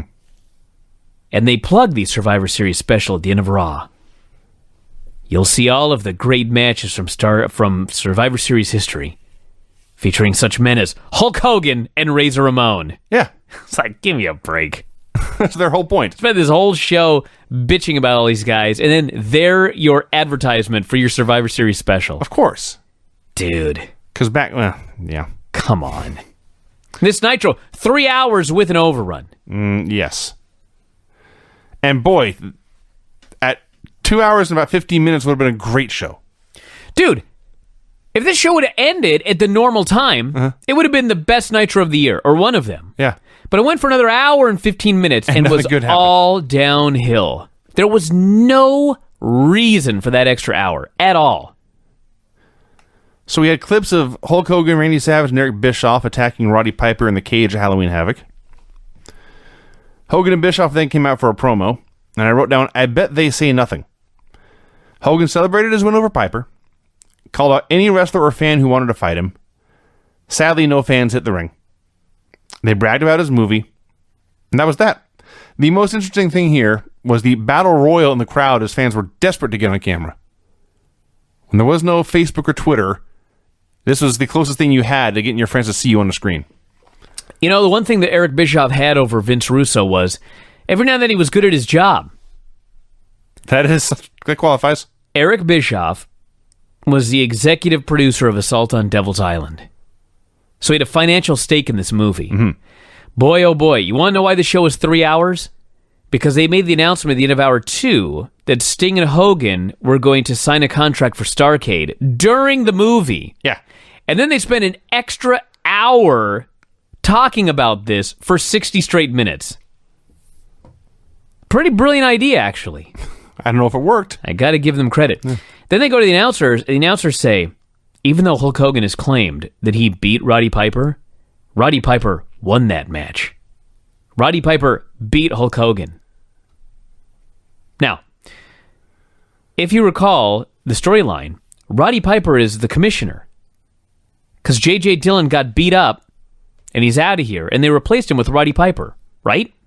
Correct. So Roddy Piper is a high-ranking official in this World Championship Wrestling. Correct? Mm-hmm. So Roddy Piper signed himself to a match with Hulk Hogan at Halloween Havoc. Yes. And it was non-title. Yeah. What a goddamn idiot. I don't know what to tell you. Rey Mysterio Jr. versus Dean Malenko. About a minute in, all the fans stopped and turned to watch Raven and the flock walk down the stairs. Now, when we look back at the Monday Night Wars, a very historic period in pro wrestling, a very important period in pro wrestling, think about great moments like Scott Hall appearing in the crowd, or Goldberg beating Hogan in the Georgia Dome, or Foley winning the title on Raw. An unheralded great moment was Mike Tenay announcing to the crowd that Raven had a lackey named Sick Boy, and Bobby Heenan's reaction to this news. Because Tenay's explaining as only he can in a very factual manner, that fourth man we see there, he is known as Sick Boy. At which point Bobby Heenan, who's been around pro wrestling all his life, just says, "What?" It was repeated, and Bobby was not down with this name, Sick Boy. So they had their match, a very hot finish, as Ray tried the West Coast Pop, but Dean caught him, turned it into a powerbomb. But then he tried the Cloverleaf, and Ray turned that into a cradle for the win. And they called Dean the Iceman, because he never showed any emotion. Whoever called him the Iceman because he never showed any emotion did not see him after this match when he was beside himself. He was so sad that he screwed up and got beat. Buries his face in his hands. Oh, it was awesome. You know what was awesome? This was Rey Mysterio's hometown, and everyone cheered him when he came out. That's true, yeah. And then he was victorious, and they cheered him, and they were happy. Right. And the fans were in a good mood for the rest of the show. Pretty much, yeah. What a goddamn novel And concept. probably left thinking the next time they come back, I'm coming back too.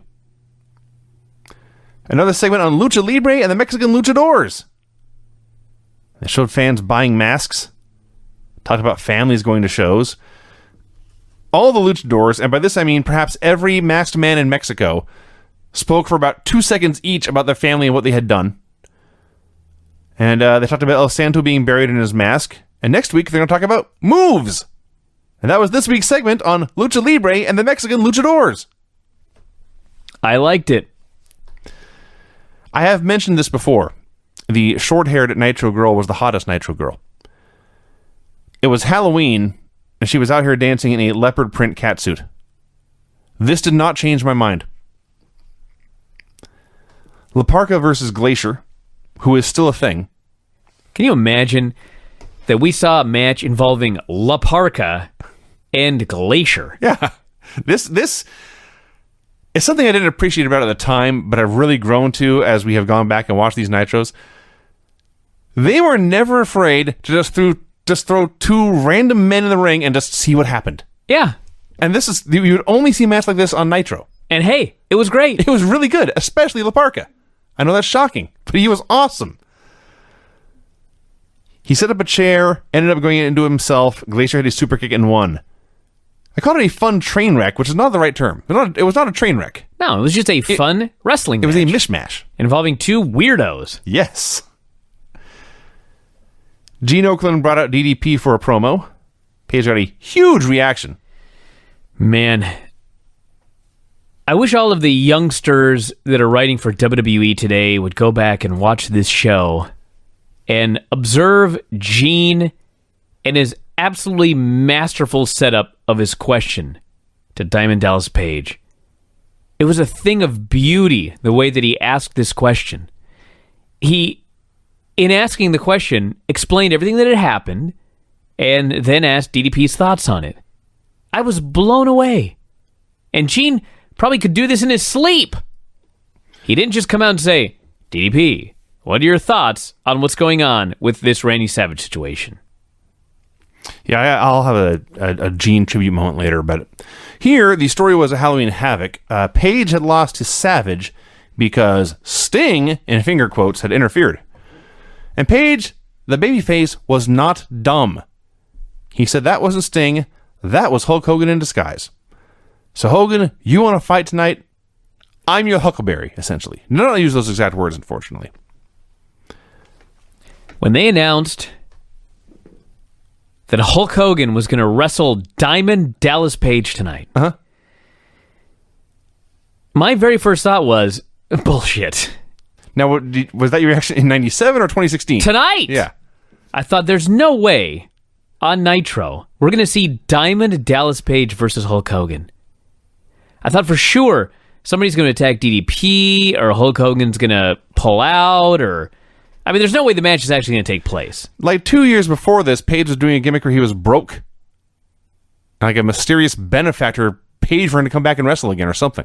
Now, I hate to give a spoiler, but the match not only took place, but they went forever, and it was pretty goddamn good. Oh, yes.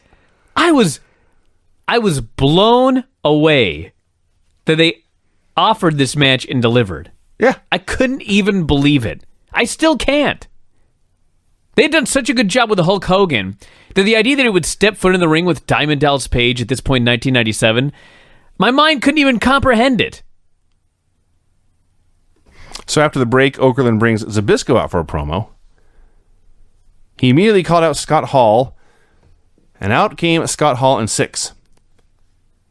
Hall had to be plastered. I was just going to say, I don't want to accuse anyone of anything, but it's possible Hall wasn't sober here. But you know what's funny? Great delivery. Great timing.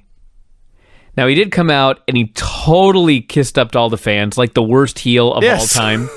And as he's doing it, Gene is standing there with a mic because he's conducting this interview. And Gene Okerlund mutters under his breath, trying to get over with the local crowd here. Yeah. That's Gene's job. To tell you, the viewer, what in the hell's going on. Yeah. So Hall, very wobbly, says Zbyszko is old. He stops to say hi to Kevin Nash. They replay the beating that Larry took the night before. Hall was so drunk, he did the down there joke twice. And when the second time, they cut to the ring and Okerlund's laughing. Dude, they're laughing because the second time,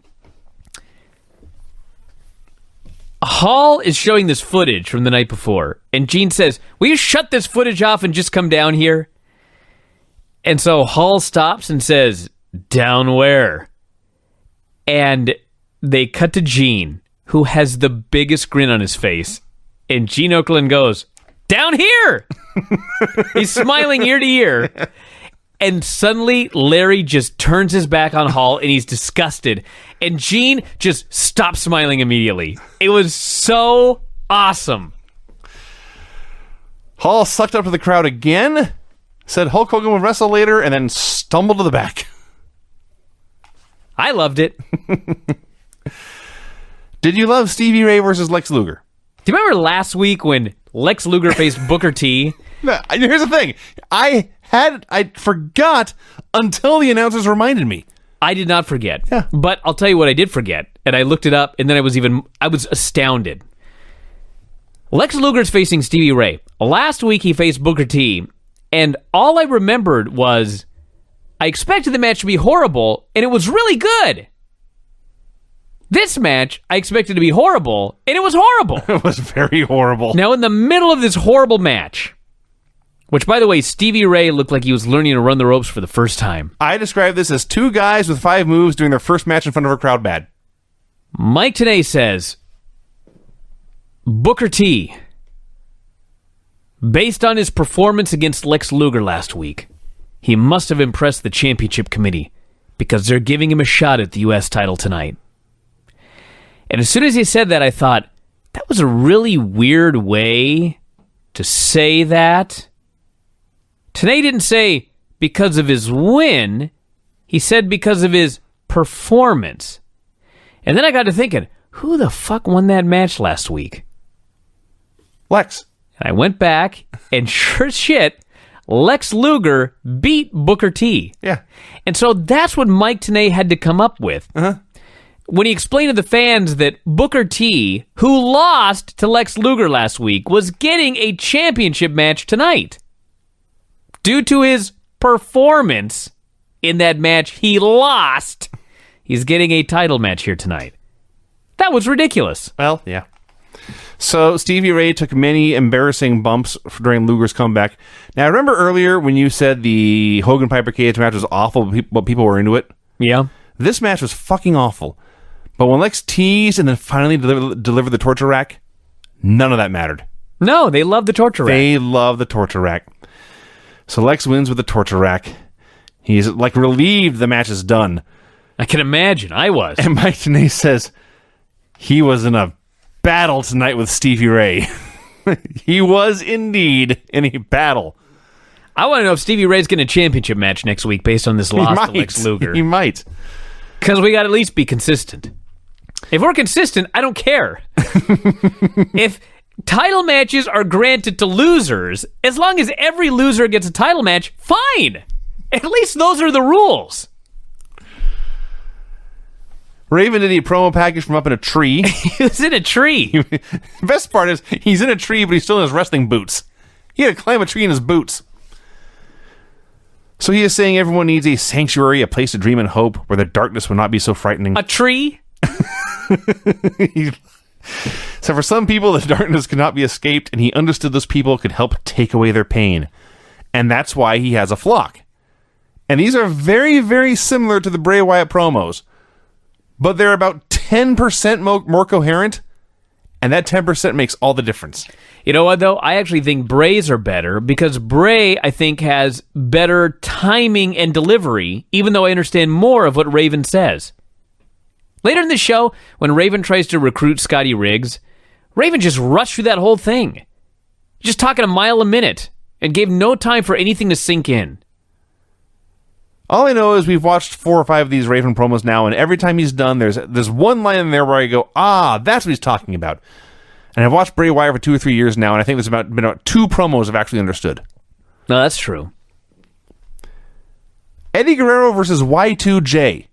This match was weird. It was good, but at the end of this match, Jericho suplexes him from inside the ring to the outside.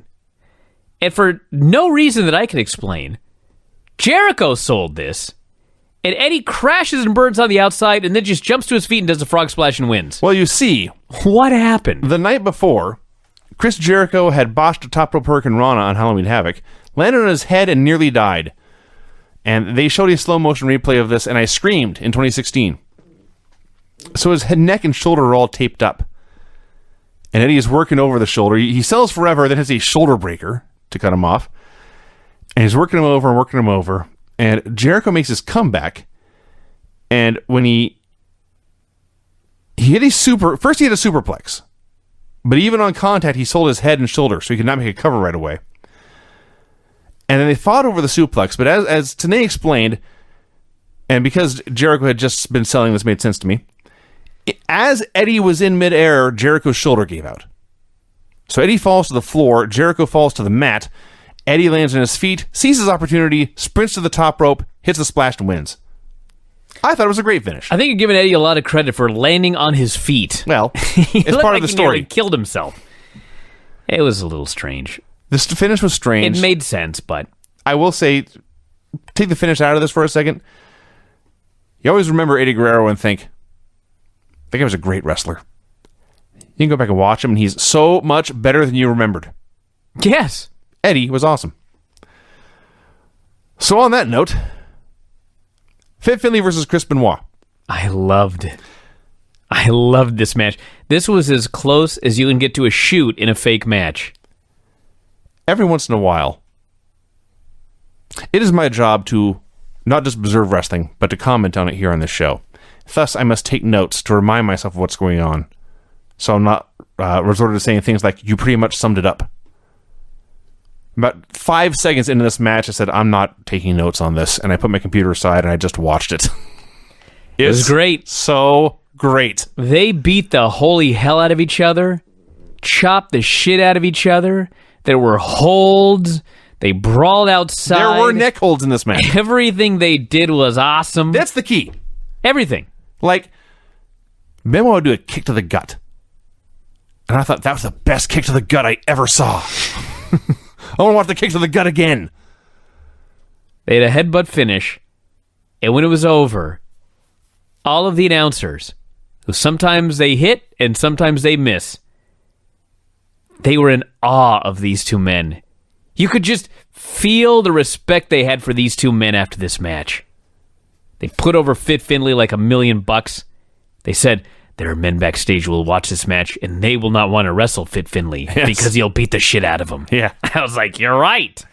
This was a match I could watch 1,000,000 times. There was a point where Finlay was working him over on the floor, and he goes to throw the overhand chop, and Benoit dodges, and Finlay slaps the post really hard with his hand, and just keeps on wrestling. This was awesome. And I believe this is where the show dropped off a cliff. Maybe later, I'm not sure. Not quite yet. And it showed highlights of Ric Flair versus Curt Hennig from Havoc, where Flair got DQ'd for hitting everything that moved. And then Oakland brings Flair out for a promo. First, he says, if I see Curt Hennig tonight, he's a dead man. Trying to kill him. Number 2, Hulk Hogan is going to take a diamond cutter tonight. Number 3, he has a match tonight against Randy Savage. And he goes into crazy Flair mode. I don't think I've ever seen him do this specific thing before, but he's pointing at the camera. He makes one point. Then he says something else and points his other finger at the camera, and then goes back and forth like he's doing the twist. He says, Savage should have stayed out of his life. I warned you to stay away. He promised it in their match tonight. Full disclosure, there would be no drugs, there will be violence, and there will be sex.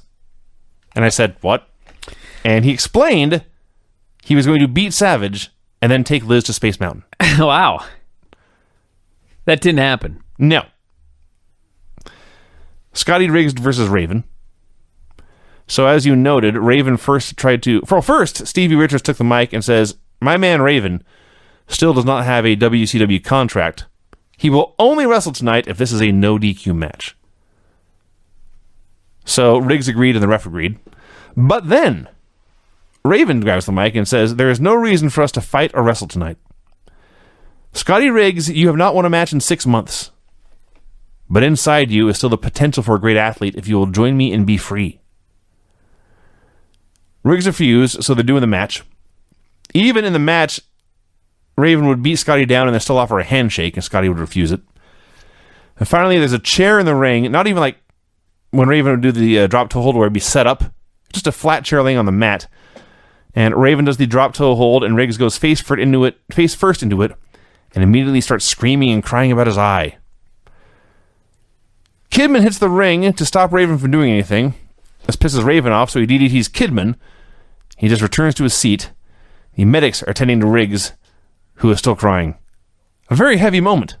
That's right, and that led to one-eyed Scotty Riggs. I don't know why they thought that was necessary. Coming back and joining the flock. I don't know either. They did not make a joke Why did he about have this. one eye? They did not make a joke about this. They were talking about how this could be the end of his career. Yeah, this was serious shit. This is your fucking eye.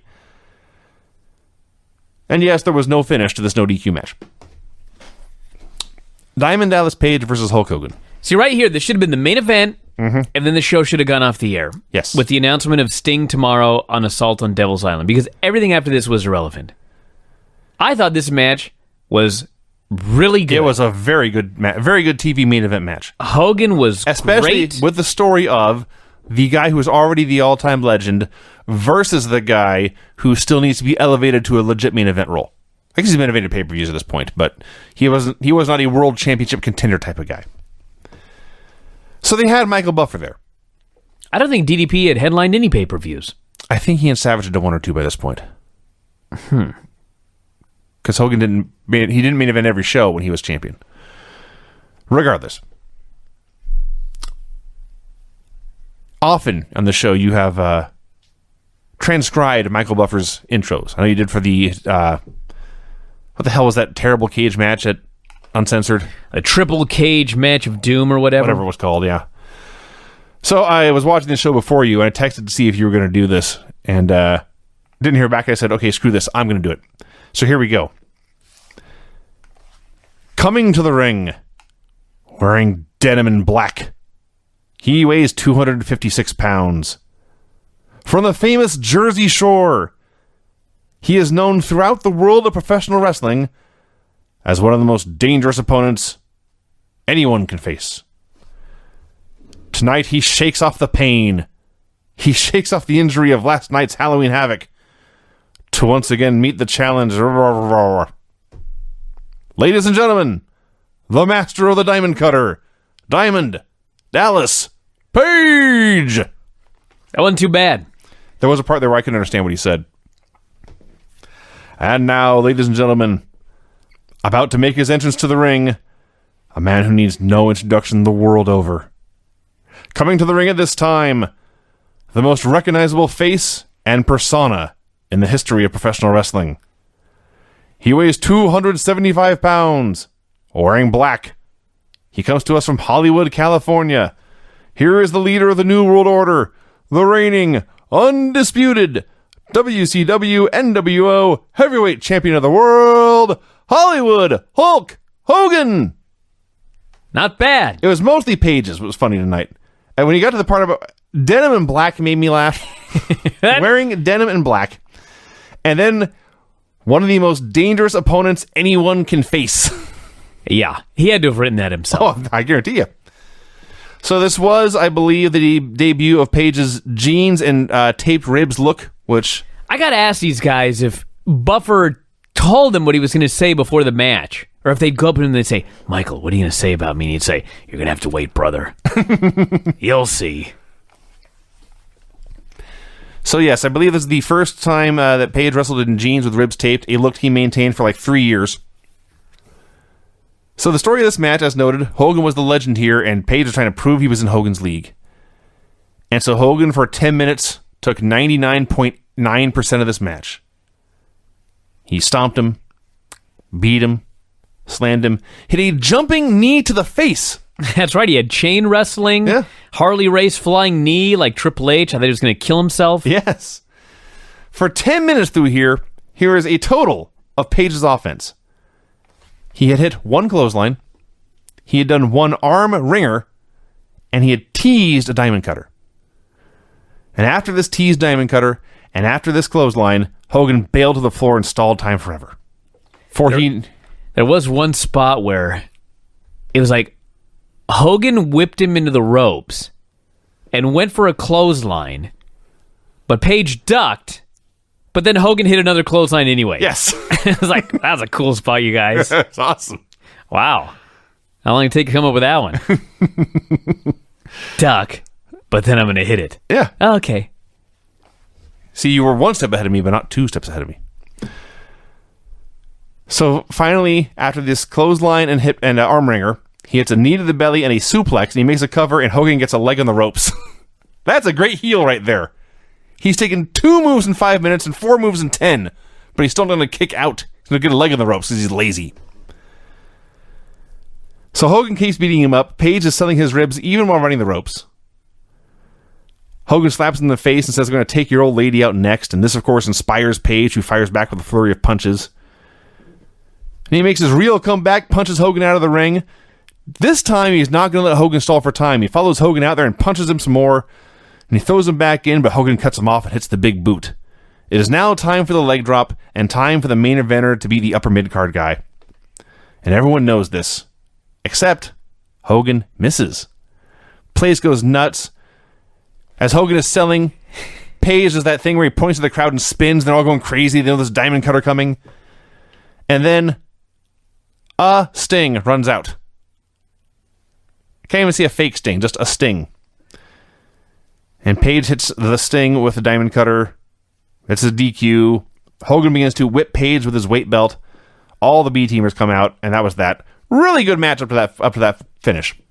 I was a big fan of Hulk Hogan hits a big boot, and he goes for the leg drop, and Page moves, and the announcers are amazed. But then they remember, Page watched a lot of film. He learned. He studied what might be coming after that big boot. There's a game plan, a combo Hulk enjoys. The big boot, 4 minutes of flexing, and a leg drop. So the NWO is beating up Page. Out comes the real Sting. Place is going nuts. He steps into the wrestling ring, and there is Vincent. I know what you're going to say, but I'm going to defend Vincent. No, you're not. Yeah, I am. You can try. I am. This dude could not figure out how to take a scorpion death drop. For the life of him. He couldn't do anything. He was completely useless, but he had to spin 2 different ways to figure out how to get backwards looking up for this stupid move. And man, I was fixing to just write a burial of this guy.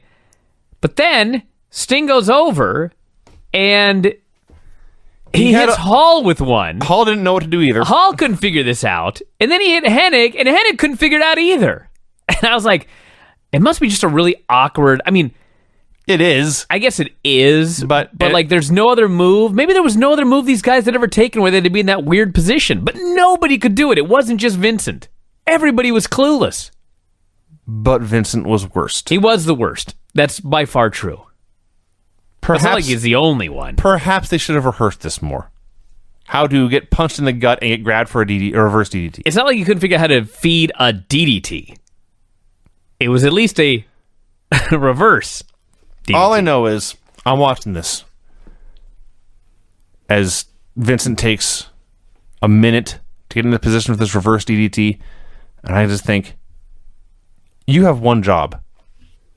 Your job involves being out here for 5 minutes charitably on camera. And I'm well aware you're making a lot of money right now. You couldn't have planned this clearly not that much ahead of time to figure out how to get into this move. So Sting hit terrible DDTs and everyone. The best part is he hits Hall with one, Hall's laid out. He hits Hennig with one, now Hennig's laid out. Conan comes back to the ring, apparently thinking he will punch me and I'll take a reverse DDT. But Sting punches him. Hall and Hennig haven't moved, so the ring is full, and so Sting just throws Conan out. I think it was more that Sting tried to hit it on Vincent, who couldn't figure it out. Then he tried to hit it on Hall, who couldn't figure it out. Then he tried to hit it on Hennig, who couldn't figure it out.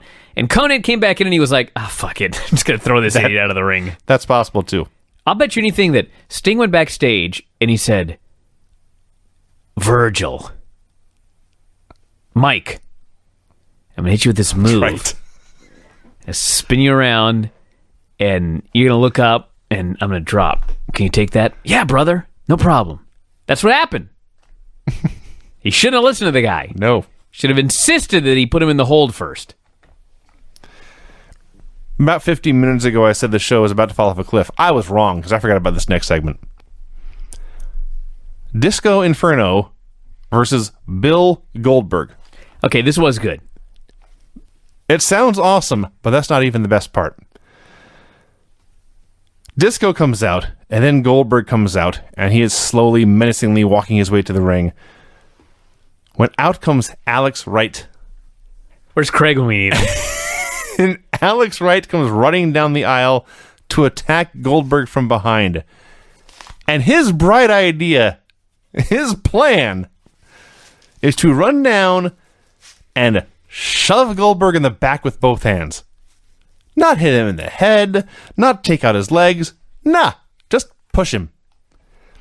And he pushes Bill.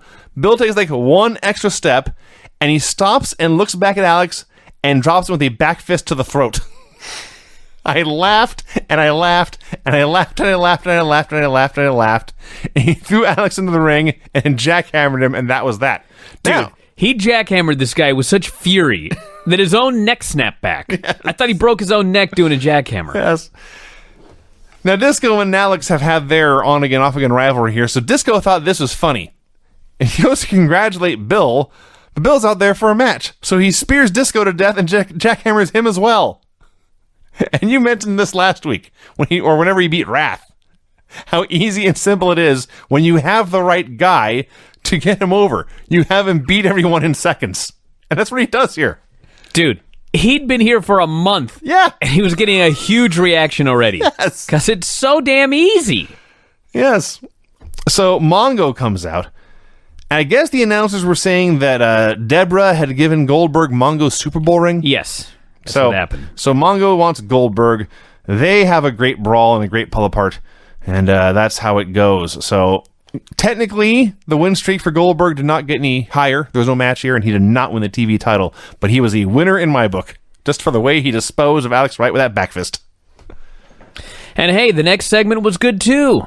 This is the segment that should have ended the show. So Hogan and Bischoff came back out. Fans were getting in Hulk's face again. And earlier he had challenged any fan to come fight him. And I am well aware that Hulk Hogan was in his 40s at this point, and I'm well aware he was a performer and not a fighter. But I was begging for one of these geeks to jump the rail and get the Richard Belzer treatment. It would have made my day. So Hogan says he is now done with Paige. And as for that coward Sting, if Sting really wants a title match, I'm going to be in Las Vegas tonight for the premiere of my movie Assault on Devil's Island. You come find me in Las Vegas, Sting. I'll be at the MGM Grand. And we here at TNT will cut away during the movie to see if you show up and sign my contract. And there you go. That was that. Announcers were going nuts for this. Tony's marking out for Hogan's heel comments at the beginning of the interview. I thought this segment was great. I thought it was a very, very clever setup to get people to watch the Goofy movie. And as noted, this is where the show should have ended, because everything after this was an utter waste of time. Yeah. Oakland brings out Ted DiBiase and the Steiners for a promo. Boring. Literally, in his very first sentence, Scott Steiner totally loses his train of thought, and Gene steps in to save the day, get him back on the rails, and get him going again. Gene was great. But yes, they had nothing to say. They were champs now, and they wanted to fight people. This led to Steiners versus Public Enemy, a match I was very much anticipating, And it sucked. and very much disappointed by. I think there was one power spot where Scott press slammed Rocco. Other than that, Public Enemy stalled forever. Got the heat on Scott by doing nothing. Rick came in, hit a couple of clotheslines, and they hit the Bulldog, and they won. Boring. Maybe the only boring match the Steiners had in WCW. Booker T versus Kurt Hennig. It was easy to say, this. I was not into this. And I thought, well, it doesn't help that the announcers are only talking about Hogan's movie and the Sting contract tomorrow. And then a young boy in the crowd said, boring. It was boring. And I thought, well, that's not the announcers then. So Miss Elizabeth comes out, and then Savage comes out. Liz takes the ref. Savage goes up to hit the big elbow, but Booker's making a cover, which means Randy has to hit the big elbow to the small of Booker T's back. I bet that sucked. Flair runs out to attack Hennig and chase him to the back. The last time this happened, I remember how fast they were moving and how great it looked. Flair very much looked like a middle-aged goof here in this running segment. Total waste of time. Flair and Savage in the main event brawled forever, mostly in the crowd, and they brawled and they brawled and they brawled and they brawled, and Hennig came back out and it was a DQ. Total waste of time. It was like a 10-minute waste of time. I will say that they had a pretty good brawl. Oh, exactly. I mean, I'm not saying Ric Flair and Randy Savage had a bad match. I'm saying they had a pointless match. Randy Savage and Ric Flair incapable of having a boring brawl. The brawl was very exciting, but It was pointless. there was no point to any of this. Everything was pointless. That's why I am so sick of 3-hour shows. I'm sick of them. Yeah. I have to watch it every Monday night. I'm so angry that Nitro is moving to 3 hours right here. And it wouldn't even be a big deal if it was 3 good hours, but the third hour here, there was absolutely no point to this third hour. And an overrun. Mm-hmm. If you want to do 2 hours and an overrun to get the Eric Bischoff Hulk Hogan thing in there to announce the Assault on Devil's Island deal, fine. But they had to stretch this out for another hour with a bunch of pointless bullshit just so they could talk about this movie and contract signing more. It was a waste of my life. I was furious. And that was it. How was that? That was how the show ended. It's going to 3 hours permanently in January. I still think we should divvy the show up. When we started doing this, it was All of us do an hour? 2 1-hour shows a week. Now we're to 5 hours. No. Not going to work. It's not going to work. It's not the end of the world. At least there's no goddamn commercials. It's much better than 3-hour Raw in 2016. At least it's going to be exciting. I will say that. Yes. It does not get boring. It gets horrible, but there will be plenty of excitement for the next year or so.